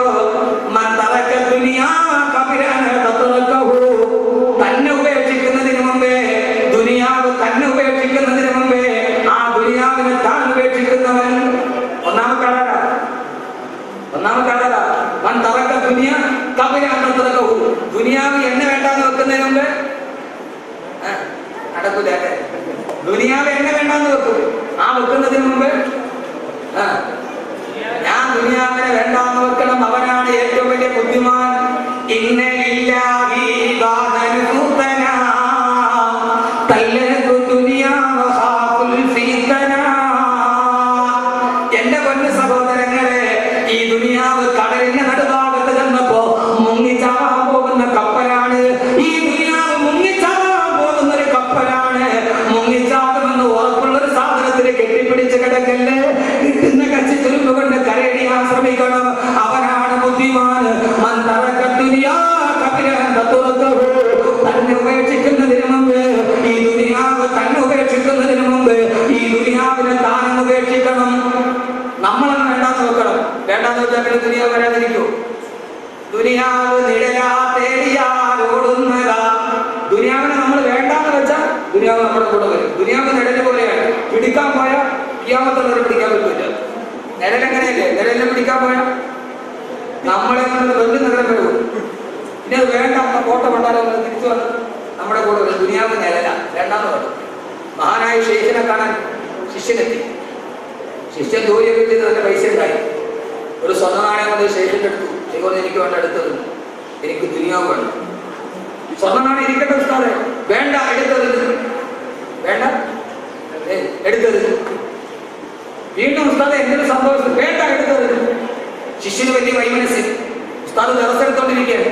ശിഷ്യൻ വെളിയിലിറങ്ങി ഉസ്താദിന്റെ ആ ഷൂവിന്റെ ഉള്ളിൽ ആ സ്വർണ്ണ നാണയം വെച്ചിട്ട് ഇറങ്ങിപ്പോയി. മഹാനായ ഷേഖ് ദിവസമൊക്കെ കഴിഞ്ഞ് മുത്തൈനബിയുടെ കൂടെ ഇറങ്ങി ചെരിപ്പിടാൻ നോക്കിയപ്പോ ഷൂവിന്റെ ഉള്ളിൽ സ്വർണ്ണ നാണയം ഇരിക്കും. മഹാനവറുകൾ കണ്ടോ, ഇതാണ് ദുനിയാവ്. വേണ്ടാന്ന് പറഞ്ഞ് ഞാൻ വലിച്ചെറിഞ്ഞപ്പോ അതെന്റെ കാലിനടിയിൽ നിന്ന് എടുത്തു. വേണ്ടാന്ന് പറഞ്ഞ് വലിച്ചെറിഞ്ഞപ്പോ കാലിനടിയിൽ നിന്നിരിക്കുക. അതാണ് യഥാർത്ഥ ആലിമീൻ. അപ്പൊ ഉസ്താദ് എന്നാ നിങ്ങൾ വലിച്ചെറിയാത്ത എന്താ? നിങ്ങൾ കൊണ്ടുവന്ന് ഞങ്ങൾ വേണ്ടത് അൽഹംദുലില്ലാഹ് പോക്കറ്റ് വെച്ചിട്ട് പോകും. നിങ്ങൾ ചെരുപ്പി വെക്കൂല, നിങ്ങൾ പോക്കറ്റ് വെച്ചിട്ട് ചെരുപ്പി വെക്കൂല. എന്റെ പ്രിയപ്പെട്ട സഹോദരങ്ങളെ, നമ്മുടെ ഒരു മോത്തിനുണ്ട്. ഞാൻ അടുത്ത് പറയും, ഒരിടത്ത് 3-ാം ഭാഗത്തേക്ക് രൂപയ്ക്ക് കഴിഞ്ഞ് ആളുകളൊന്ന് പൈസ കൊടുക്കും. ഇവിടെ ഒരു വെറുതെ ഫോർമാലിറ്റി വേണ്ട, എന്നാൽ ശരി പോയി എന്റെ പൊന്നു സ്ഥാപില്ല. അങ്ങനെ തിരിച്ചിട്ട് മനെ തലക്ക വേണ്ടാന്ന് വെച്ചവനെ ദുനിയാവ് ഉപേക്ഷിച്ചിട്ട് പോയിട്ടില്ല. പക്ഷെ ദുനിയാവിന്റെ കൂടെ പോയവൻ, ആ ദുനിയാവിന് വേണ്ടി മാത്രം പോയവൻ, അവനെയാണ് ദുനിയാവ് നശിപ്പിച്ചു കളഞ്ഞത്. അവനെയാണ് ദുനിയാവ് നശിപ്പിച്ചു കളഞ്ഞത്. അതുകൊണ്ടാണ് അല്ലാഹുവിന്റെ അർശിൽ നോക്കിയിട്ട് അറിവ് പറഞ്ഞു കൊടുത്ത വൃക്ഷത്തിന്റെ ഇടയിൽ സുജൂദ് ചെയ്ത മഹാമനുഷ്യന്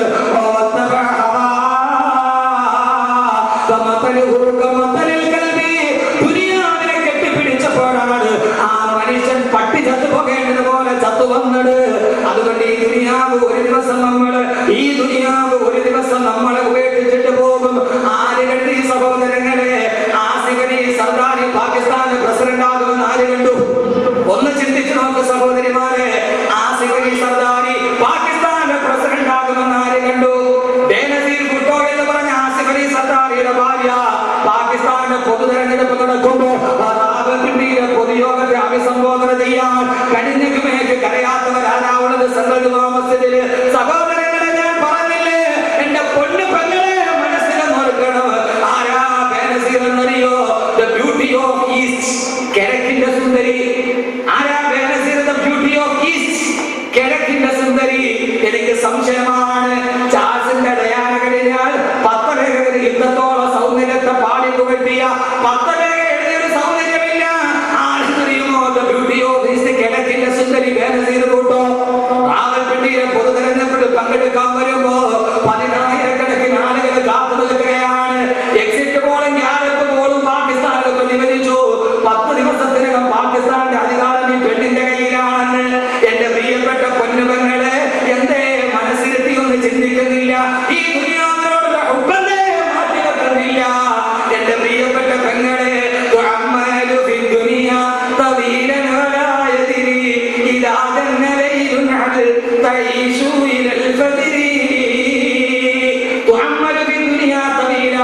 ഒരായിരം ആഗ്രഹങ്ങൾ മനസ്സിൽ വെച്ചിട്ട് ഈ ദുനിയാവിൽ ഇങ്ങനെ നീ ഓടുകയാണ്. അതില്ലാത്ത മുഖത്തോടെ ഓടുകയാണ്. പക്ഷേ വരായതിരി നിനക്കറിയില്ല. ഇതാ തന്നെ ലൈലുൻ, ഈ രാത്രി നാളത്തെ പ്രഭാതം നിന്നെ കാണിപ്പിക്കുമോ എന്ന്. ഈ പ്രഭാതം കഴിഞ്ഞ് നീ ഈ രാത്രി കഴിഞ്ഞ പ്രഭാതത്തിൽ എഴുന്നേൽക്കുമോ എന്ന്. 6:45 റാവൽപിണ്ടിയിൽ പ്രസംഗിക്കേണ്ടത്. ആരാ? ബേനസീർ ഭുട്ടോ. 6:45 കടന്നു വരുന്ന ബേനസീർ ഭുട്ടോ എന്ന ഏറ്റവും വലിയ സൗന്ദര്യധാമമായ പെണ്ണ്. എല്ലാവരും പറഞ്ഞു 10 ദിവസം കഴിഞ്ഞാൽ പാകിസ്ഥാന്റെ അധികാരം ഈ സുന്ദരി പെണ്ണിന്റെ കയ്യിലാണെന്ന്. 6:45 റാവൽപിണ്ടിയിലെ മൈതാനത്തിലോട്ട് കയറിയിട്ട് ചാവേറിന്റെ ബോംബ് സ്ഫോടനത്തിൽ ബേനസീർ ചിതറിത്തെറിക്കുമ്പോ സഹോദരങ്ങളെ, 6:41 ബേനസീറിന്റെ അവസ്ഥ BBN അടക്കമുള്ള BCC അടക്കമുള്ള ചാനലുകൾ പ്രക്ഷേപണം ചെയ്യുന്നുണ്ട് ലൈവായിട്ട്. 6:41 ബേനസീറിന്റെ ശരീരം പൊട്ടിക്കളന്നു പോയത്. 6:41 മരിക്കുന്നതിന് 4 മിനിറ്റ് മുമ്പ് ബേനസീർ ചെയ്ത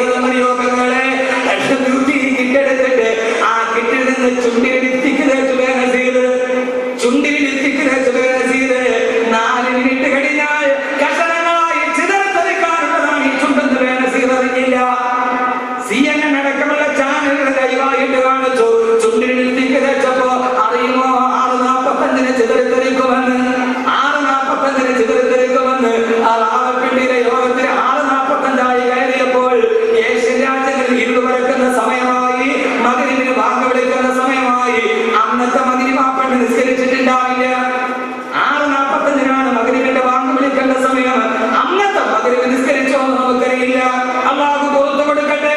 നമുക്ക് അങ്ങനെ ദുആ ചെയ്യാനേ കഴിയൂ. സഹോദരങ്ങളെ, ഇതാണ് ജീവിതമെങ്കിൽ ഈ ദുനിയാവിൽ ഇങ്ങനെ ഓടി നടക്കരുത്. 4 ദിവസം 4 മിനിറ്റ് കഴിഞ്ഞപ്പോ ആസിഫ് അലി സർദാർ ഇവിടുത്തെ പ്രസിഡന്റായി മാറി. എന്റെ പ്രിയപ്പെട്ട സഹോദരങ്ങളെ, എന്റെ പ്രിയപ്പെട്ട സഹോദരങ്ങളെ, അതുകൊണ്ട് ദുനിയാവ് നമ്മളെ വിടുന്നതിന് മുമ്പേ ആ ദുനിയാവിനെ നമ്മളെ വിടണം. എന്നിട്ട് ആഖിറത്തിന് വേണ്ടി ജീവിക്കണം. ആഖിറത്തിന് വേണ്ടി ജീവിക്കണം. രണ്ടാമത്തവൻ ആരെന്നറിയോ? ദുനിയാവിലെ ബുദ്ധിമാന്റെ രണ്ടാമത്തെ സ്വഭാവമേടാ. രണ്ടാമത്തെ സ്വഭാവമേടാ?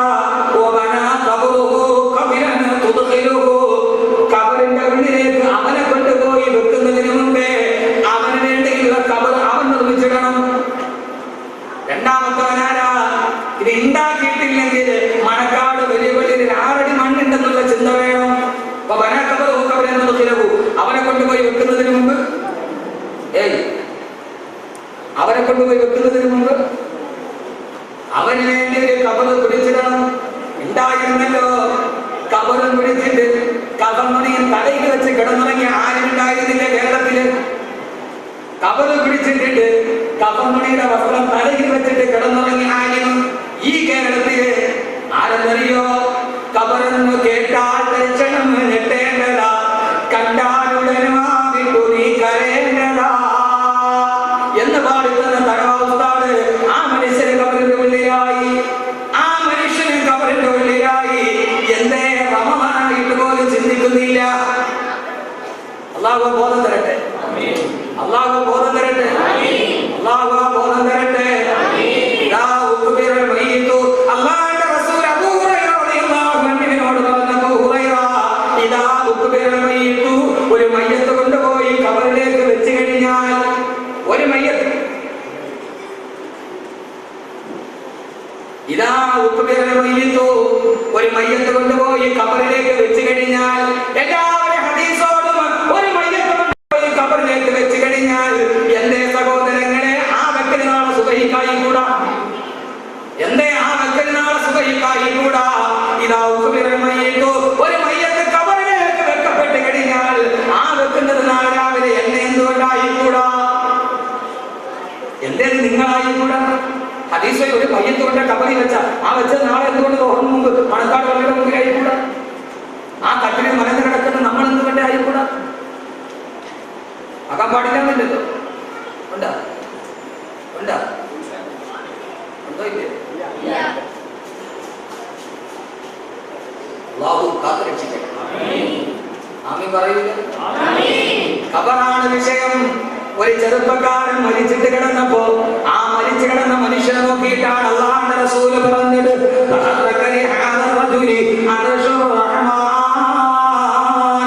ഈ മനുഷ്യൻ മരിച്ചപ്പോഴാണ് അല്ലാഹുവിന്റെ അർശ് പോലും പൊട്ടിത്തെറിച്ചു പോയത്. അല്ലാഹുവിന്റെ അർശ് പോലും നടുങ്ങിപ്പോയി. സഹോദരങ്ങളെ, ഈ മനുഷ്യന്റെ മരണവാർത്ത അറിഞ്ഞപ്പോ പൊട്ടിക്കരഞ്ഞത് ഭാര്യയല്ല, മക്കളല്ല, ആശ്രിതരല്ല, പുത്രകളത്രാദികളല്ല, ബന്ധുമിത്രാദികളല്ല. ഈ മനുഷ്യൻ മരിച്ചപ്പോഴാണ് അല്ലാഹുവിന്റെ സിംഹാസനം പോലും പൊട്ടിക്കരഞ്ഞു പോയത്. തീർന്നില്ല.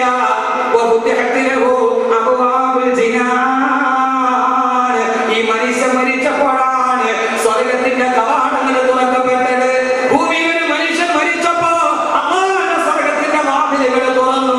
അല്ലാഹുവിന്റെ സ്വർഗത്തിന്റെ വാതിലുകൾ തുറന്നു.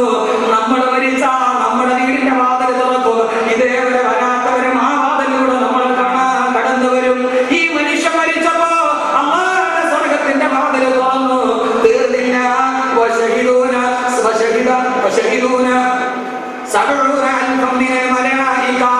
ഈ മനുഷ്യന്റെ മയ്യത്ത് നിസ്കരിക്കാൻ 70,000 മലക്കുകൾ ആകാശത്ത് നിന്ന് ഇറങ്ങി വന്നു. തള്ളവരുടെ കുത്തിയിട്ട് റസൂലുള്ളാഹ് ആ മയ്യത്തിന്റെ പുറകെ നടന്നു. എന്താ തിരുദൂതരെ വെറുതാകെ കുത്താത്തത്?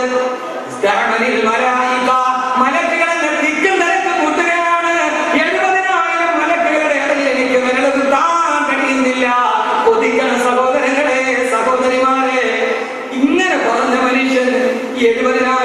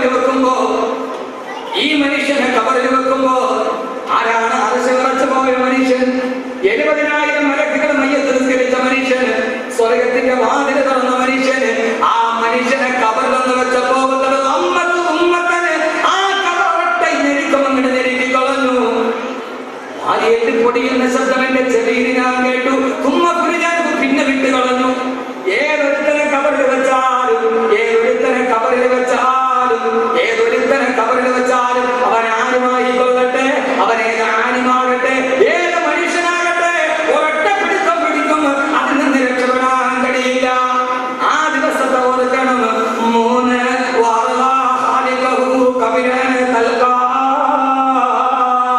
സമയത്തിന്റെ ദൗർലഭ്യം കൊണ്ട് പെട്ടെന്ന് പറയുകയാണ്, ദുനിയാവിലെ ബുദ്ധിമാനാകണോ,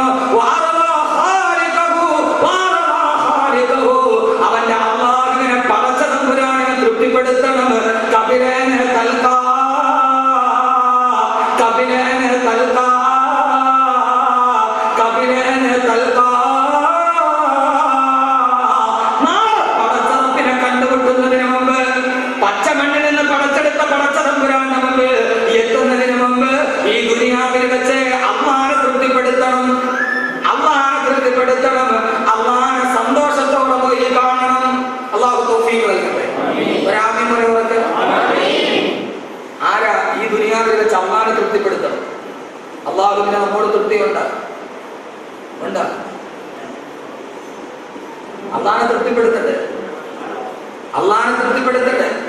വേണോ വേണ്ടേ? ഉറപ്പാണല്ലോ. ഞാൻ ചില കാര്യങ്ങൾ കൊടുത്ത് ഞാൻ ചെയ്യും. മനസ്സുകൊണ്ട് പറയും. ഒരു വെള്ളിയാഴ്ച രാവാണ് ഇന്ന്. ശഅബാനിന്റെ വിശുദ്ധമായ വെള്ളിയാഴ്ച രാവ്. ആഖിറത്തിൽ 6 വിഭാഗം ആളുകളുണ്ട്. അവരാണ് അള്ളാഹനെ തൃപ്തിപ്പെട്ടാൽ 6 വിഭാഗം ആളുകളിൽപ്പെടും. പറയാൻ സമയം പറയാം. അള്ളാഹു തൗഫീഖ് നൽകട്ടെ. എന്റെ പ്രിയപ്പെട്ട സഹോദരങ്ങളെ, അള്ളാഹുവിനെ തൃപ്തിയോടെ കണ്ടുമുട്ടാൻ ഉമ്മാക്ക് തൃപ്തിയാണ്, വാപ്പാക്ക് തൃപ്തിയാണ്, കൂട്ടുകാർക്ക് നമ്മളെ കുറിച്ച് തൃപ്തിയാണ്, പ്രസംഗം കേട്ട് നിങ്ങൾക്ക് അതിനെ കുറിച്ച് തൃപ്തിയാണ്. അതൃപ്തിയൊന്നുമില്ലല്ലോ. പക്ഷേ പടച്ചറപ്പിനോ അള്ളാഹു അവന് നമുക്ക് തൃപ്തി ഉണ്ടാവുകയും അള്ളാഹനെ സന്തോഷത്തോടെ കാണാൻ അള്ളാഹു തൗഫീഖ് നൽകട്ടെ. അള്ളാഹനെ സന്തോഷത്തോടെ കാണാൻ, പടച്ചറപ്പിനെ ഒന്ന് കാണാൻ ഒരു കാര്യം പറഞ്ഞാൽ ചെയ്യൂ. ആരും ഒഴിവാകരുത്.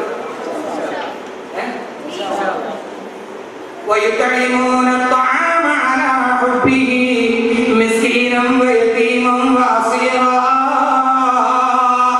അഹ്മദ് കബീറിന്റെ വാക്കല്ല. മനസ്സിൽ ചിന്തയുണ്ടെങ്കിൽ ആത്മാർത്ഥതയുണ്ടെങ്കിൽ സഹോദരങ്ങളെ അള്ളാഹനെ തൃപ്തിപ്പെടുത്തണം. അള്ളാഹനെ തൃപ്തിപ്പെടുത്തിയാൽ എന്താ? രാജാവ് പറഞ്ഞ പ്രജകളെല്ലാം രാജകൊട്ടാരത്തിൽ വാ, ആവശ്യമുള്ളത് എന്താണോ നിങ്ങൾക്ക് ഞാൻ തരാം. എല്ലാവരും വന്നു. രാജാവ് സ്വർണ്ണനാണയങ്ങൾ വാരിക്കൊടുത്തു. ആർത്തിയോടെ എല്ലാവരും വാരിയെടുത്തിട്ട് പോയി. ഒരു കൊച്ചു പയ്യൻ മാത്രം മാറി നിന്നു. രാജാവ് ചോദിച്ചു, നിനക്കൊന്നും വേണ്ടേ? എന്താ നിനക്ക് വേണ്ടത്? രാജാവേ, നിങ്ങളുടെ ഖജനാവിന്റെ ഒന്നും എനിക്ക് ആവശ്യമില്ല. പൊന്നുമോനെ, നിനക്കെന്താ വേണ്ടത്? പെട്ടെന്ന് വാങ്ങിച്ചില്ലെങ്കിൽ തീർന്നു പോവില്ലേ? തീർന്നു പോയാൽ എനിക്ക് പ്രശ്നമില്ല. നിനക്കെന്താണ് വേണ്ടത്? എനിക്ക് രാജാവിനെ മതി. എനിക്ക് രാജാവിനെ മതി. രാജാവിന്റെ ഖജനാവ് എനിക്ക് ആവശ്യമില്ല. രാജാവിനെ കിട്ടിയാൽ ഖജനാവ് കിട്ടില്ലേ? രാജാവിനെ കിട്ടിയാൽ കൊട്ടാരം കിട്ടില്ലേ? ഉടമസ്ഥനെയല്ലേ പിടിക്കേണ്ടത്? ഉടമസ്ഥനെയല്ലേ കൈക്കലാക്കേണ്ടത്? അള്ളാഹനെ കിട്ടിയാൽ സ്വർഗം കിട്ടിയില്ലേ? സ്വർഗം കിട്ടിയാൽ അള്ളാഹനെ കണ്ടില്ലേ? സ്വർഗം കിട്ടിയാൽ അള്ളാഹനെ കണ്ടില്ലേ? 14 നീരാകാശത്തിന്റെ നിശബ്ദതയിൽ നീലക്കണ്ണുള്ള നിലാപക്ഷി നിറഞ്ഞെടുക്കുന്നത് പോലെ പുഞ്ചിരിച്ചു നിൽക്കുന്ന 14 അമ്പിളി തിങ്കളെ ചൂണ്ടിക്കാണിച്ചിട്ടാണ് അള്ളാഹുവിന്റെ റസൂൽ വന്ന സഹാബ അള്ളാഹനെ കാണണോ? കാണണം നബിയേ. ഇന്നകും സതറൗന റബ്ബകും കമാ തറൗനൽ ഖമറ ലൈലത്തുൽ ബദ്രി.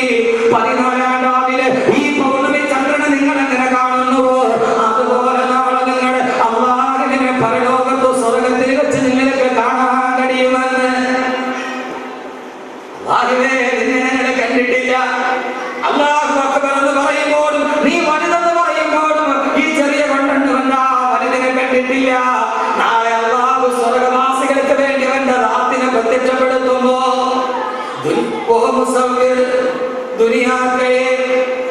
दुनिया के उसने मुस्तफा को देखकर सोचती है दुनिया वो मुसव्विर कैसा होगा जिसका ये तस्वीर है. ഈ ദുനിയാവിൽ ഇത്രത്തോളം സൗന്ദര്യമുണ്ടെങ്കിൽ, മൂന്നാറിൽ ഇത്ര സൗന്ദര്യമുണ്ടെങ്കിൽ, ചിറാപുഞ്ചിക്ക് ഇത്ര സൗന്ദര്യമുണ്ടെങ്കിൽ, പൊന്മുടിയുടെ മലനിരകൾക്ക് മഞ്ഞ് കണങ്ങളോട് പുൽനാമ്പുകൾ ആലിംഗനം ചെയ്യുമ്പോ പുൽനാമ്പുകളുടെ അഗ്രഭാഗത്ത് തത്തിപ്പിടിച്ചിരിക്കുന്ന മഴത്തുള്ളിനെ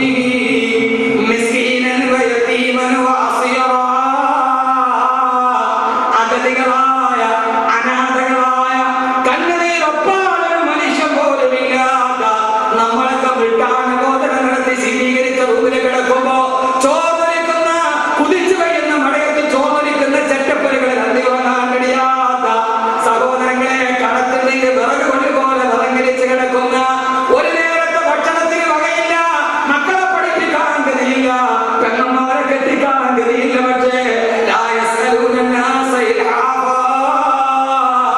അഭിമാനക്ഷതം കഴിഞ്ഞിട്ടൊരു മനുഷ്യനോട് പറയാതെ അത്ര തേച്ച വെള്ളതുമ്പയിൽ ഇട്ടിട്ട് തേച്ചുമടക്ക് വസ്ത്രം വിട്ടിട്ട് നടക്കുന്ന ആരും അറിയാത്ത നമ്മുടെ മഹലിൽ സാധു സംരക്ഷണ സമിതിയുണ്ട്, നമ്മുടെ രാഷ്ട്രീയ പാർട്ടിക്ക് ചാരിറ്റബിൾ സൊസൈറ്റികളുണ്ട്. പക്ഷേ ആരും അറിയാത്ത മഹലിങ്ങൾക്ക് ആരും ഒരു വെൽഫെയറുണ്ടായി കരാമലാണ്. സഹോദരങ്ങളെ, അല്ലാഹു പറയുകയാണ്, അവർക്ക് വേണ്ടി നിങ്ങൾ സദഖ ചെയ്യുക, അവർക്ക് വേണ്ടി നിങ്ങൾ സദഖ ചെയ്യുക. എന്തിനു വേണ്ടിയാണ് സദഖ ചെയ്യേണ്ടത്? ഉസ്താദേ, ഞാൻ ആവശ്യത്തിന് വെച്ചിരിക്കുന്നതാണ്, വേറെ ആഗ്രഹത്തിൽ വെച്ചിരിക്കുന്നതാണ്. ഇന്നമാ നുതഇമുകും ലിവജ്ഹില്ലാഹി ലാ നുരീദു മിൻകും ജസാഅൻ വലാ ശുക്റാ. ഇന്നമാ നുതഇമുകും ലിവജ്ഹില്ലാഹ്, ഞങ്ങൾ ഇതിനു വേണ്ടി പൈസ കൊടുത്തത്, സബറുൽ സാഹിബ് കൊടുത്തത്, ഇവിടുത്തെ ജമാഅത്തിന്റെ ആളുകൾ കൊടുത്തത്, ഈ പരിപാടി നടത്താൻ വേണ്ടി ബഹുമാനനായ കൂട്ടുകാരും വരുമ്പോ ഉള്ളത് കൊണ്ട് കൊടുത്തതെന്നറിയോ? ഇവിടെ വിളിച്ചു പറയാനല്ല, ആളുകളുടെ മുമ്പിലല്ല. സഹോദരനെ എപ്പോഴെത്താണ് ഇവിടെ ധനസഹായം കൊടുത്തത്? അത് പടച്ചറപ്പിന്റെ തൃപ്തി മാത്രം ആഗ്രഹിച്ചിട്ട് നിങ്ങൾ കൊടുത്തതാണ്.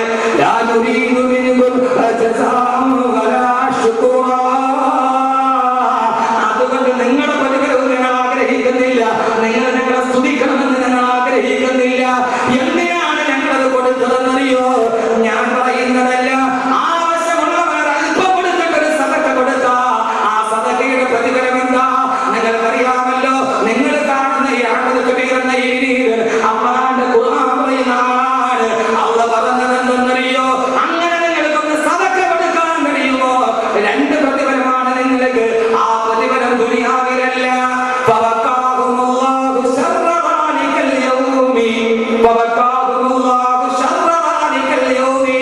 നാളെ പരലോകത്ത് ചെറുപ്പിന്റെ തറയിൽ കിടന്നിട്ട് നിങ്ങൾ ഉരുകുമ്പോ അന്നത്തെ ബുദ്ധിമുട്ട് അല്ലാഹു നിങ്ങൾക്ക് മാറ്റിത്തരും. അല്ലാഹു അങ്ങനെ ആക്കി തരട്ടെ, അല്ലാഹു അങ്ങനെ ആക്കി തരട്ടെ. സബറുല്ലാ സാഹിബിന്റെ കവർ കൊടുത്തു, ഈ വർഷത്തെ പ്രവർത്തനം കൊണ്ട് ഉദ്ഘാടനം ചെയ്തു. അതിന്റെ പ്രതിഫലം എന്താ? ഞാൻ ഇവിടെ കഥത്തിൽ ആഗ്രഹിക്കുന്നില്ല, പേരാഗ്രഹിക്കുന്നില്ല, ഞാൻ അദ്ദേഹത്തിന്റെ പേര് പറഞ്ഞു എന്ന് മാത്രം. എന്റെ പ്രിയപ്പെട്ട സഹോദരങ്ങളെ, ഞാൻ ആദ്യമായിട്ട് കുറെ കുത്തി അനുഭവിച്ചു തുറന്നു പറഞ്ഞില്ല. അത് മേഖലാസം ആവശ്യമില്ലാത്തത് കൊണ്ടാണ്. എവിടെയാണ് നിങ്ങളുടെ മേഖല? ക്യാൻസർ രോഗികളെയും അസുരങ്ങളെയും നിരാലംബരും നിരാശ്രയങ്ങളും നിദ്രാവിഹീനരുമായ പാവപ്പെട്ട ആളുകളെ സഹായിക്കാൻ എത്രയോ മാലിന്യങ്ങൾ, എത്രയോ മാലിന്യങ്ങൾ, എത്രയോ മുദരിസീങ്ങൾ. എന്റെ പ്രിയപ്പെട്ട സഹോദരങ്ങളെ, തുച്ഛമായ ശമ്പളം നിങ്ങൾക്കറിയാമല്ലോ. അവർക്ക് മദ്രസയിൽ കിട്ടുന്ന വരുമാനം എത്രയാണ്? അവർ തന്നെ ഉണ്ടാക്കുന്ന കൊണ്ട് ജീവിതം കൊണ്ട് പോകുമ്പോൾ ഏറ്റവും അർഹമായ സദഖ. പള്ളിയിലെ സാധു സംരക്ഷണ സമിതി ഉണ്ടാകും, പക്ഷെ ആ മഹലിന്റെ സാധു സംരക്ഷണ സമിതിയിൽ ആ മഹലിലെ മുഹല്യമായ സാധു ഉൾപ്പെടില്ല. ആ മഹലിലെ മുഹല്യമായ സാധു ഉൾപ്പെടില്ല.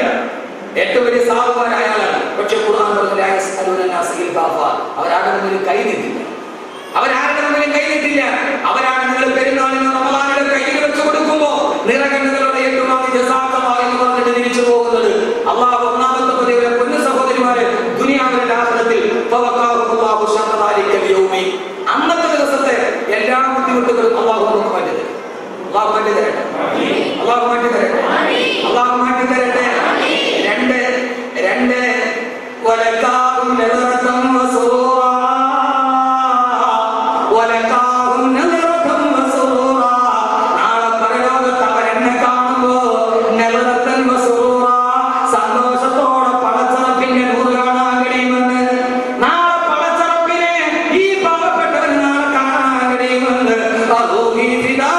അല്ലാഹുവിന്റെ പ്രവാചകൻ മുഹമ്മദ് മുസ്തഫ സല്ലല്ലാഹു അലൈഹി വസല്ലം ഓതി പറയുകയാണ്. എന്റെ പ്രിയപ്പെട്ട സഹോദരങ്ങളെ,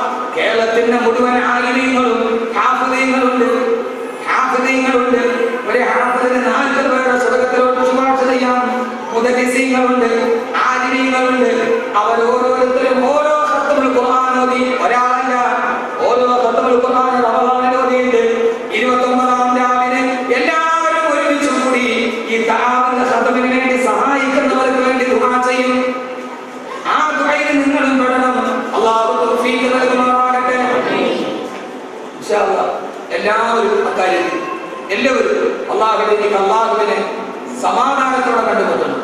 അള്ളാഹുവേ നീ അക്കൂട്ടത്തിൽ അനുഗ്രഹിക്കണേ തമ്പുരാനെ.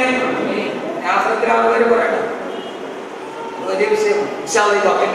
അള്ളാഹു കബൂലാക്കട്ടെ, അള്ളാഹു കബൂലാക്കട്ടെ. അള്ളാഹുവേ ഇതിനേക്കാൾ വലിയൊരു ദുആയുണ്ടോ? സഹോദരങ്ങളെ, ഞാൻ പെരിന്തൽമണ്ണയിൽ പ്രഭാഷണത്തിന് പോകുമ്പോ എന്നെ കാണാൻ ഒരു ഭാര്യയും ഭർത്താവും വന്നു. കയ്യിലൊരു പൊന്നുമോളുണ്ട്, 1.5 വയസ്സുള്ള കുഞ്ഞിരിക്കുന്ന പൊന്നുമോൾ. കണ്ടപ്പോഴേ കളിയുമാണ്. ഞാൻ ആ കുഞ്ഞിനെ കൈ നീട്ടിയെടുത്തപ്പോ ഉമ്മ കരയുന്നുണ്ട്. ഉസ്താദേ, ഞാൻ പറഞ്ഞ നല്ലൊരു പൊന്നുമോളല്ലയോ ഉസ്താദേ, ഇത് കണ്ടോ എന്ന് ചോദിച്ചിട്ട് തലയിൽ കെട്ടിയിരിക്കുന്ന ടവല് മാറ്റുമ്പോ തല 2ആയിട്ട് വെട്ടിപ്പിളന്നിട്ട് ഓപ്പറേഷൻ ചെയ്ത് കൂട്ടി വെച്ചിരിക്കുകയാണ്. സഹോദരങ്ങളെ, ബ്രെയിൻ ട്യൂമർ വന്നു 1.5 വയസ്സിൽ. ട്യൂമർ എടുക്കാൻ തല 2 വെട്ടിപ്പിളന്ന് 1.5 വയസ്സുള്ള പൊന്നുമോൾ. ഉസ്താദെ, 2ാമത് ഡോക്ടറെ പരിശോധിച്ചിട്ട് പറഞ്ഞു ഇനിയും ട്യൂമർ ഉണ്ടെന്ന്. ചെറുപ്പക്കാരൻ പറഞ്ഞു 18 വർഷമായി ഗൾഫിൽ ജോലി ചെയ്യാൻ തുടങ്ങിയിട്ട്. ഉസ്താദെ, വിവാഹം കഴിഞ്ഞ് 12 വർഷം നേരത്തെ നോട്ടിൽ നിന്ന് കിട്ടിയ പൊന്നുമോളാണ്. ഒറ്റമോളയുള്ളവർക്ക് ട്യൂമറാണ്. ഞങ്ങൾ നാളെ റിസൾട്ട് പരിശോധനയ്ക്ക് പോവുകയാണ്. ഞങ്ങളുടെ മോൾക്ക് ഒരു രോഗം ഉണ്ടെന്ന് പറയരുത്. ഉസ്താദേ, ഒന്ന് ദുആ ചെയ്യണം. കരഞ്ഞു പോയി സഹോദരങ്ങളെ. അന്ന് രാത്രി ആലിമീങ്ങളുടെ ഹാഫിദീങ്ങളുണ്ട്, 3 സലാത്തുകൾ ദുആ ചെയ്തു. സഹോദരങ്ങളെ, ഏറ്റവും അവസാനം 3 ദിവസം കഴിഞ്ഞിട്ട് അവരുടെ വിവരം വന്നില്ല. 7 ദിവസം കഴിഞ്ഞപ്പോഴാണ് പറഞ്ഞത്, ഉസ്താദേ, എല്ലാ പ്രശ്നങ്ങളും റിസൾട്ട് വന്നു ഒടിവായി. കാരണം എന്താ? ഡോക്ടർ പറഞ്ഞു 90% വരാനാണ് സാധ്യത, ഒടിവായി പോയി എന്ന്. സഹോദരങ്ങളെ, ദുആയുടെ പവറാണിത്. അല്ലാഹുവേ, ഈ സദഖ ചെയ്യുന്ന ഓരോ സഹോദരങ്ങൾ എല്ലാവർക്കും നീ അർഹമായ പ്രതിഫലം നൽകി അനുഗ്രഹിക്കണേ തമ്പുരാനെ. അല്ലാഹുവേ, അവരെ എന്തെങ്കിലും പ്രയാസങ്ങളുണ്ടെങ്കിൽ അല്ലാഹുവേ ഇതിന്റെ ബറക്കത്ത് കൊണ്ട് മാറ്റിക്കൊടുക്കണേ തമ്പുരാനെ. അവരുടെ പൊന്നുമക്കള് മരിക്കുന്നത് വരെ എല്ലാവിധ രോഗത്തിൽ നിന്ന് കഷ്ടപ്പാടിൽ നിന്ന് കാക്കണേ അല്ലാഹുവേ. പടച്ചവനെ, അവർക്ക് എന്തെങ്കിലും പ്രയാസങ്ങളുണ്ടെങ്കിൽ നീ മാറ്റിക്കൊടുക്കണേ അല്ലാഹുവേ, നീ മാറ്റിക്കൊടുക്കണേ തമ്പുരാനെ. എല്ലാവിധ ഖൈറാത്തുകളും നൽകി അനുഗ്രഹിക്കണേ തമ്പുരാനെ. അല്ലാഹുവേ, മരിക്കുന്നത് വരെ കീറി മുറിക്കപ്പെടുന്ന രോഗത്തിൽ നിന്ന് നീ കാക്കണേ അല്ലാഹുവേ. എല്ലാവരും സഹോദരിമാരും അവരവരുടെ കയ്യിലുള്ള സദഖകൾ വക്കലുമായിട്ട് പ്രവർത്തകർ വരും കൊടുക്കുകയും. സാധാരണ വെള്ളിയാഴ്ചകൾ പോലെ 10 രൂപ ഒരു വെൽഫെയർ ഫണ്ടാണ്. നിങ്ങളെ കൊണ്ട് കഴിയുന്നു കതിരി വസന്തായിരുന്നു. നിങ്ങളെ കൊണ്ട് കഴിയുന്ന ഒരു നല്ല സദഖ ഇൻഷാ അല്ലാഹ് 29-ാം രാവിലെ ഓരോരുത്തരുടെ ഖത്മുൽ ഖുർആൻ ഓതി എല്ലാവരും കൂടി എല്ലാ ഉസ്താദന്മാരും ഒരുമിച്ച് കൂടി ഖുർആൻ ഉണ്ടാവും. അല്ലാഹു സ്വീകരിക്കുമാറാകട്ടെ. അല്ലാഹു സുബ്ഹാനഹു വ തആല ഖൈറും ബറക്കത്തും നൽകി അനുഗ്രഹിക്കുമാറാകട്ടെ. അല്ലാഹു സുബ്ഹാനഹു വ തആല എല്ലാവിധ ഖൈറാത്തും നൽകി അനുഗ്രഹിക്കുമാറാകട്ടെ. എല്ലാവരോടും ഞാൻ ഒരൊറ്റ കാര്യം കൂടി ഓർമ്മിപ്പിക്കുകയാണ്. സമയം ഏറെ വൈകി. നമ്മുടെ ഈ ജീവകാരുണ്യ പ്രവർത്തനത്തിൽ ഇതിന്റെ പ്രതിഫലം എന്താ? അള്ളാഹുവിനെ തഹജ്ജുദ് 2 പ്രതിഫലം. ആഖിറത്തിന്റെ കഷ്ടപ്പാട് മാത്രം അള്ളാഹു സുഖമായിട്ട് കാണാൻ. അത് ഈ ജീവകാരുണ്യ പ്രവർത്തനത്തിന് അള്ളാഹു തൗഫീഖ് നൽകട്ടെ. ഒരൊറ്റ കാര്യം കൂടി സഹോദരിമാരും, ലോകത്തെല്ലായിടത്തും ആളുകളെ സഹായിക്കാനുണ്ട്. പക്ഷേ പാവപ്പെട്ട ആരെങ്കിലും സഹായിക്കാൻ ആകെയുണ്ടായ ഒരു സംഘടന ദാവത്തുൽ ഖദർ. അതിന്റെ യഥാർത്ഥ പറയും ബഹുമാനായ അള്ളാഹു ആരോഗ്യമുള്ള ദീർഘായുസ്സ് നൽകി അനുഗ്രഹിക്കുമാറാകട്ടെ. ഇവിടുത്തെ നമ്മുടെ ബഹുമാനായ സി കെ അബ്ദുൽ ഉസ്താദ്, നമ്മുടെ ഇവിടുത്തെ ആണെങ്കിലും എന്റെ ഉസ്താദാണ് അബ്ദുൽ ഉസ്താദ്, എന്റെ ഉസ്താദാണ് അബ്ദുൽ ഉസ്താദ്. അള്ളാഹു ഉസ്മാന്റെ ആരോഗ്യമുള്ള ദീർഘായുസ്സ് നൽകി അനുഗ്രഹിക്കണം. ഉസ്താദ് ധാരാളം ഇതിനു വേണ്ടി കഷ്ടപ്പെട്ടിട്ടുണ്ട്. ധാരാളം. ഞാനൊരു കഴിഞ്ഞ വെള്ളിയാഴ്ച വരാത്ത ഉസ്താദിനെ കുറച്ച് ബുദ്ധിമുട്ടുകൾ ഉണ്ടായിട്ടുണ്ട്. ഞാൻ നിർത്തിയാല കാരണം അവർ വിഷയൊക്കെ എടുത്ത് പരിപാടി അറിഞ്ഞിട്ട് ഞാൻ പോയില്ല. പിന്നെ അവർക്ക് അവിടെ ചില പ്രശ്നങ്ങളൊക്കെ ഹുക്കൂമത്തിന്റെ പ്രശ്നങ്ങളൊക്കെ ഉണ്ടാകുന്ന അവസ്ഥയെത്തി. 2 പറ്റാതെ ഞാൻ കിടന്നിങ്ങനെ ഓടുന്നു. അവസാനം ഏതായാലും പോയി ഇവിടെ ഒരുമിച്ച് കൂടാൻ പറ്റി. സഹോദരങ്ങളെ, ഒരു കാര്യം നിങ്ങൾ ചെയ്യണം. മറക്കൂ 994 SSLC പരീക്ഷയ്ക്ക് ക്വസ്റ്റ്യൻ പേപ്പറിൽ ഒരു ക്വസ്റ്റ്യൻ ഉണ്ടായി. കാസർഗോഡ് ജില്ലയിലെ ശർക്കര പഞ്ചായത്തിലെ മുഹമ്മദ് UP സ്കൂളിൽ 7ാം ക്ലാസ്സിൽ പഠിക്കുന്ന ഹരിത എസ്പനോവ എന്ന 12 വയസ്സുകാരിക്ക് ഒരു കത്തെഴുതുക. സഹോദരന്മാർ കേട്ടിട്ടോ? ഇൻഷാ അല്ലാഹ് സഹോദര റമദാന മുക്തിനെ കണ്ടുകൂടാൻ ഇവിടെ സദസ്സുകളില്ല. റമദാനുള്ള അവസാനത്തെ ഇവിടുത്തെ സദസ്സ് അല്ലാഹു സുബ്ഹാനഹു വ തആല സ്വീകരിക്കുമാറാകട്ടെ. അപ്പൊ ഈ 12 വയസ്സുകാരി കുട്ടിക്ക് കേരളത്തിലെ മുഴുവൻ കുട്ടികൾ SSLC എഴുതിയ ഒരാൾ ആയിരക്കണക്കിന് കുട്ടികൾ, ആ കുട്ടി അവർ ഇന്നേവരെ കണ്ടിട്ടില്ല. അവൾക്ക് കത്തെഴുതി അവളെ അഭിനന്ദിച്ചു കൊടുത്തു. എന്താ കുട്ടി ചെയ്തെന്ന് അറിയോ? അവൾക്ക് സ്കൂളിലോട്ട് പോകുമ്പോൾ അച്ഛനും അമ്മയും ഒക്കെ കളിപ്പാട്ടം വാങ്ങാൻ, മിഠായി വാങ്ങിക്കാൻ പൈസ കൊടുക്കും. ആ പൈസ കൊണ്ടുവരും അവൾ കൊണ്ടുപോയി മിഠായി വാങ്ങിക്കാതെ, കളിപ്പാട്ടം വാങ്ങിക്കാതെ അവൾ കൊണ്ടുപോയി ചെറിയ പാത്രത്തിൽ സൂക്ഷിച്ചു വെച്ചു. സ്കൂൾ അടച്ചപ്പോൾ അവസാന ദിവസം അത് പൊട്ടിച്ചെണ്ണി 224 രൂപ 35 പൈസ തന്നു. ആ പൈസ കൊണ്ടുപോയി തന്റെ ക്ലാസ് ടീച്ചറിന്റെ കയ്യിൽ കൊടുത്തിട്ട് പറഞ്ഞു, ഈ പൈസ എൻ്റെ അച്ഛനും അമ്മയും എനിക്ക് മിഠായി വാങ്ങിക്കാനും കളിപ്പാട്ടം വാങ്ങിക്കാനും തന്നാണ്. ഈ പൈസ ഞാൻ സൂക്ഷിച്ചു, ഒരു മാസത്തെ എൻ്റെ പൈസ ഇത്രയുണ്ട്. ഇത് കാസർഗോഡ് ജില്ലയിൽ എൻഡോസൾഫാൻ ദുരന്തം ബാധിച്ച് ധാരാളം എൻ്റെ അതേ സമപ്രായക്കാരായ കൊച്ചുകുട്ടികൾ, സ്കൂളിൽ പോലും വരാതെ കിടക്കുന്ന കുട്ടികൾ, അതിൽ എൻ്റെ അതേ പ്രായമുള്ള 12 വയസ്സുള്ള സുമയ്യ എന്ന് പറയുന്ന ഒരു കൊച്ചുകുട്ടിയുണ്ട്. അവൾ മാരകമായ ക്യാൻസർ കൊണ്ട് കിടക്കാൻ, ഈ പൈസ അവൾക്ക് കൊടുക്കണം എന്ന് പറഞ്ഞ കുട്ടിയെ ഇഷ്ടപ്പെടുന്നു. സ്കൂൾ ടീച്ചർമാർ അപ്പുറം പോയി. അവസാനം ആ ക്ലാസ്സിലെ മുഴുവൻ കുട്ടികൾ അത് മാതൃകയായി. പിറ്റേ വർഷം അവർ 27,000-ലധികം രൂപ ഈ കുട്ടികൾ, കൊച്ചുകുട്ടികൾ അവരെ വാർത്തയിൽ നിന്നും മിഠായി മേടിക്കാനും ബലൂൺ വാങ്ങിക്കാനും കൊടുത്ത പൈസ ഇട്ട് ശേഖരിച്ച് അവർ എൻഡോസൾഫാൻ ദുരന്ത ബാധിതർക്ക് കൊടുത്തു. ഐക്യരാഷ്ട്രസഭ പോലും ആ പെണ്ണിനെ അംഗീകരിച്ചിരുന്നു. അതുകൊണ്ടൊരു കൽമയുണ്ടാവും. വിളക്കേന്തി വലുതായി അറിയപ്പെടുന്ന വലുതുണ്ട് ഫോറസ്റ്റ് എത്തിക്കൽ. സഹജീവികളോട് വലിയ താല്പര്യമുള്ള പെണ്ണായിരുന്നു. അവൾ കൊച്ചു പ്രായത്തിലെ ഈ പാവയൊക്കെ തലമുറിഞ്ഞ് കിടക്കുമ്പോൾ അതെടുത്ത് കൂട്ടി വെച്ച് അവൾ ആ സ്വഭാവം ചെറുപ്പത്തിലെ കാണിക്കുകയായിരുന്നു. അതുകൊണ്ട് സഹോദരൻ, നിങ്ങളൊരു കാര്യം ചെയ്യണം. സഹോദരിമാരും വീട്ടിലൊരു ചെറിയ പാത്രം വെക്കണം. എന്നിട്ട് ഇതിനെ പച്ചക്കറിയൊക്കെ വാങ്ങിയിട്ട് കൊണ്ടുവന്ന് മിച്ചം മതി. ഒരു ദിവസം ഒരു 10 രൂപ മതി. അതിൻ്റെ അകത്തിട്ടിട്ട് ഒരു മാസം അല്ലെങ്കിൽ ഒരു വർഷം നിങ്ങളെടുക്കും. അതിട്ടിട്ട് ഒരു വർഷമാകുമ്പോൾ സിക്ക് അത്രയും ഉസ്താദുകൾ പൊട്ടിച്ചിട്ട് ഉസ്താദ് കാണാൻ സദവിന് വേണ്ടി ഞങ്ങൾ സൂചിപ്പിച്ചതാണ്. 10 രൂപ വെച്ച് ദിവസം ഇട്ടാൽ മതി. നിങ്ങൾ ഏറ്റവും ചെറുത്, പക്ഷെ ഒരു വർഷം സീറ്റിക്ക് അന്നത്തെ റമദാനിലെ ഏറ്റവും വലിയ നിങ്ങൾക്ക് ഭാഗമാക്കാൻ കഴിയും. അങ്ങനെ ഒരു ചെറിയ ഒരു പാത്രം എൻ്റെ വീട്ടിൽ സൂക്ഷിച്ചു കൊടുക്കും. നിർബന്ധമൊന്നുമില്ല, മനസ്സുള്ളത്. ചെറുത് അണ്ണാറക്കണ്ണനും തന്നാരായത് എൻ്റെ പ്രിയപ്പെട്ട സഹോദരങ്ങൾ, ഒരു ചെറിയ പാത്രം, ആ പാത്രത്തിൽ ചെറുത് മെല്ലെ മെല്ലെ ഉണ്ടാക്കി ജീവിതത്തിൽ നല്ല ഒരു ചിന്ത, നല്ല ചിന്ത. നിന്റെ ചിന്തയെ നീ സൂക്ഷിക്കുക, അത് നിന്റെ വാക്കുകളായണം. നിന്റെ വാക്കുകളെ നീ സൂക്ഷിക്കുക, അത് നിന്റെ പ്രവർത്തികളായണം. നിന്റെ പ്രവർത്തികളെ നീ സൂക്ഷിക്കുക, അത് നിന്റെ ശീലമായേക്കാം. നിന്റെ ശീലത്തെ നീ സൂക്ഷിക്കുക, അത് നിന്റെ സ്വഭാവമായേക്കാം. നിന്റെ സ്വഭാവത്തെ നീ സൂക്ഷിക്കുക, അത് നിന്റെ പ്രവർത്തികളായേക്കാം. നിന്റെ പ്രവൃത്തിയെ നീ സൂക്ഷിക്കുക, അത് നിന്റെ ജീവിതത്തിന്റെ ഭാഗതയെ നിർണ്ണയിക്കും നിന്റെ സ്വന്തം ജീവിതത്തെ. ലായുടെ പഴമൊഴിയാണ്. അതുകൊണ്ട് ചിന്തകളും വാക്കുകളും പ്രവർത്തനങ്ങളും സമൂഹത്തിൽ തുടരുന്ന രീതിയിൽ പ്രവർത്തിച്ച് നമ്മുടെ വീട്ടിലോ നമ്മുടെ കടയിലോ ഒരു ഓരത്തിൽ ഒരു ചെറിയ പാത്രം, ലോകത്തെല്ലാവരെയും സഹായിക്കാൻ ആളുകളുണ്ട്. ഇത് നിങ്ങളല്ലാതെ കൊണ്ട് കഴിയില്ല. പക്ഷെ അതൊന്ന് ചെയ്തുകൂടെ? സഹോദരിമാർ ഒന്ന് ചെയ്തുകൂടെ? എല്ലാവരും വീടിന്റെ ഭാഗത്ത് ഒരു ചെറിയ, ഇനിയിപ്പോ ഒരു മാസം നോക്കി വന്ന് പൈസ ഇടാൻ കിട്ടിയില്ല, കുഴപ്പമില്ല, ഒരു മോതിരം അള്ളാഹു സ്വീകരിക്കട്ടെ. ഒന്ന് ഇഖ്ലാസോടെ കൈവച്ചിട്ട് ഉസ്താദെ എത്രയാണെങ്കിലും കുഴപ്പമില്ല, ആർക്കും ചെയ്യാം, ഞങ്ങളത് ചെയ്യാന്നുള്ള സന്നദ്ധമുള്ളവർക്ക് ഒന്ന് കൈവയ്ക്കും. അള്ളാഹു സ്വീകരിക്കട്ടെ. ഇത് അള്ളാഹ് മുതലുള്ള വാഗ്ദാനമാണ്. ഇത് പൂർത്തീകരിച്ചിട്ട് നാളെ അള്ളാഹുവിനോട് പറയുന്നത്. പക്ഷെ അത് റമദാനാകുമ്പോൾ സീക്ക് ഉസ്താദിന്റെ കയ്യിൽ മണക്കാട് വലിയ പള്ളിയിൽ വന്നാൽ മതി, ഉസ്താദ് ഇത്രയും ഉണ്ട് എന്ന് പറഞ്ഞ് ലഭിച്ചാൽ ഈ സംഘടനയ്ക്ക് വലിയ മുതൽക്കൂട്ടാകും. അൽഹംദുലില്ലാഹ് അൽഹംദുലില്ലാഹി റബ്ബിൽ ആലമീൻ. അല്ലാഹു മൗലാനാ മുഹമ്മദ് റബ്ബനാ വലംനാ അൻഫുസനാ വഇൻ ലം തഗ്ഫിർ ലനാ വതർഹംനാ ലനകൂനന്ന മിനൽ ഖാസിരീൻ. റബ്ബനാ വലംനാ അൻഫുസനാ ظلما كثيرا كبيرا لا يغفر الذنوب إلا أنت فاغفر لنا مغفرة من عندك وارحمنا إنك أنت الغفور الرحيم. റഹ്മാനായ അല്ലാഹുവേ, പരമദയാലുവായ തമ്പുരാനേ, അല്ലാഹുവേ, ഞങ്ങളുടെ പാപങ്ങളെല്ലാം നീ കൊടുത്തു മാപ്പാക്കണേ അല്ലാഹ്. പാപിനീതിനും പാപരഹിതമാക്കണേ തമ്പുരാനേ. പൈശാചിക ദുർബോധനത്തിൽ ആരെയും നീ പെടുത്തിക്കളയില്ലേ അല്ലാഹുവേ. അല്ലാഹുവേ, നിന്ന് മരണപ്പെട്ടു പോയവരുടെ കബറിടം നീ വിശാലമാക്കണേ തമ്പുരാനേ. അല്ലാഹുവേ, ഈ വിശുദ്ധമായ ഈ സദസ്സിൽ ഞങ്ങൾ ഇരിക്കുമ്പോൾ ഈ താഴെ പാവപ്പെട്ട മുഅല്ലിമീങ്ങളുടെ ജീവിതത്തിന് വേണ്ടി സഹായിച്ച എത്രയോ ആളുകൾ മണ്ണിനടിയിൽ പോയിട്ടുണ്ട്. അല്ലാഹുവേ, ജീവിതത്തിൽ അവർ ചെയ്ത നന്മയുടെ പ്രതിഫലം അവരുടെ കബറിടത്തിൽ നീ എത്തിക്കണേ തമ്പുരാനേ.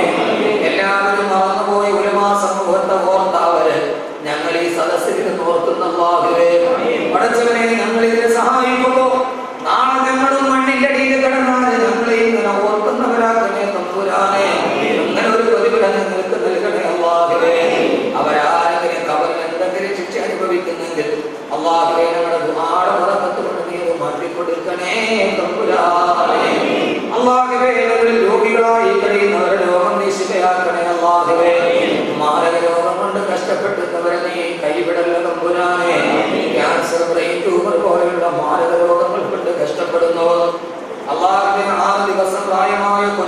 മുതൽ 66 വയസ്സുള്ള വയോവൃദ്ധം വരെ RCCയിൽ കിടന്ന് നരകിക്കുകയാണ്.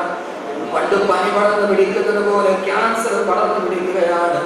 അല്ലാഹുവേ, RCCയുടെ കവാടത്തിന്റെ മുമ്പിൽ വലിയ അക്ഷരത്തിൽ എഴുതി വെച്ചിട്ടുണ്ട്, ഈ രോഗം ആർക്കും അന്യമല്ലെന്ന്. അല്ലാഹുവേ, ക്യാൻസർ പിടിച്ച് ശരീരം മുഴുവനും കറുത്ത് കരിവാളിച്ച് തലമുടി മുഴുവനും കൊഴിഞ്ഞു മാറി വേദന സഹിക്കാൻ കഴിയാതെ തലതല്ലി കരയുന്ന അവസ്ഥയിൽ എത്തിക്കല്ലേ അല്ലാഹുവേ, എത്തിക്കല്ലേ അല്ലാഹുവേ. ഇവിടെ ഒരുമിച്ച് കൂടിയ ഓരോ ആലിമീങ്ങളുടെയും മാതാപിതാക്കൾ അവർക്ക് നീ പുറത്തു കൊടുക്കണേ അല്ലാഹുവേ. ആഖിറത്തിലെ പണക്കാരായി നിങ്ങളെ മാറ്റിയതിന്റെ പ്രതിഫലം നീ അവർക്ക് നൽകണേ തമ്പുരാനേ. അല്ലാഹുവേ, ഞങ്ങളുടെ ഭാര്യമാരെ നീ സാലിഹാത്തുകളാക്കണേ അല്ലാഹുവേ. പടച്ചവനെ, ഇവിടെ ഒരുമിച്ച് കൂടി ആമീൻ പറയുന്ന ഈ സാധുക്കൾ ഈ സദസ്സിന് വേണ്ടി ഖദമിന് വേണ്ടി ധാരാളം സഹായിച്ചവർ, സഹകരിച്ചവർ, അല്ലാഹുവേ, അർഹമായ പ്രതിഫലം നൽകണേ തമ്പുരാനേ. ഉസ്താദേ, ഞങ്ങൾ ഇനിയും ഞങ്ങൾ കൊള്ളതുപോലെ സഹായിക്കാമെന്ന് വാഗ്ദാനം ചെയ്തവർ അവരാരെയും മരിക്കുന്നത് വരെ ഒരു മാറാരോഗങ്ങൾ കൊണ്ട് നീ കഷ്ടപ്പെടുത്തല്ലേ അല്ലാഹുവേ. ഒരു കച്ചവടക്കാരന്റെ കച്ചവടത്തിൽ ബറക്കത്ത് നൽകണേ തമ്പുരാനേ. കഷ്ടനഷ്ടങ്ങളിൽ നിന്ന് കാക്കണേ അല്ലാഹുവേ. ഒരു വേല ചെയ്യുന്നവരും ഓട്ടോറിക്ഷ ഓടിക്കുന്നവരും ഫുട്പാത്തിൽ ജീവിതം തള്ളി നീക്കുന്നവരുമുണ്ട്. ആരെയും വിട്ടുകളയല്ലേ അല്ലാഹുവേ. അല്ലാഹുവേ, ഞങ്ങളുടെ മക്കളെ ആഖിറത്തിലും പ്രതിഫലമുള്ള മക്കളാക്കണേ അല്ലാഹുവേ. പടച്ചവനെ, ഇതിനു വേണ്ടി ആരൊക്കെ മനസ്സാവാതാ കർമ്മണ കഷ്ടപ്പെട്ടോ അവർക്കെല്ലാം അർഹമായ പ്രതിഫലം നൽകണേ അല്ലാഹുവേ. ഇവിടെ അവാർഡ് വാങ്ങിച്ചു പോയ കുട്ടികൾ അവരെ പഠനത്തിൽ ഇനി ഉന്നതിയിലെത്തി മാതാപിതാക്കൾക്ക് കൺകുളിർന്നേകുന്ന ഊന്നുവടിയായ മക്കളാക്കണേ അല്ലാഹുവേ. ഈ ആമീൻ പറയുന്ന സാധുക്കളുണ്ട്, അവരുടെ മനസ്സിന്റെ വേദന നിനക്കറിയാം തമ്പുരാനേ. പടച്ചവനെ, ഞങ്ങളുടെ ഈ സ്നേഹം നീ സ്വർഗ്ഗം വരെ നിലനിർത്തണേ അല്ലാഹുവേ. പടച്ചവനെ, ഞങ്ങളുടെ ദുആകൾ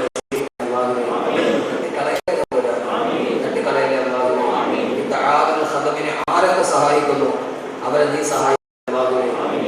ഇലാഹി ഖുദിക ലാസിയത്താക വകുറബ ബിദുനൂബി വഖദഅക വഇൻ തഗ്ഫിർ ഫഅന്ത ബിദാ കാഫിർ വഇൻ തത്റുദ് ഫമൻ യർഹം റബ്ബന റഹ്മനാ ഉമ്മഹാതിനാ കമാ റബ്ബുനാ സിഗാ വസല്ലി അലാ നബിയിൽ മുസ്തഫ മുഹമ്മദ് സ്വല്ലല്ലാഹു അലൈഹി വസല്ലം വഅലാ ആലിഹി വസഹ്ബിഹി അജ്മഈൻ സുബ്ഹാന റബ്ബിക റബ്ബിൽ ഇസ്സതി അമ്മാ യസിഫൂൻ വസലാമുൻ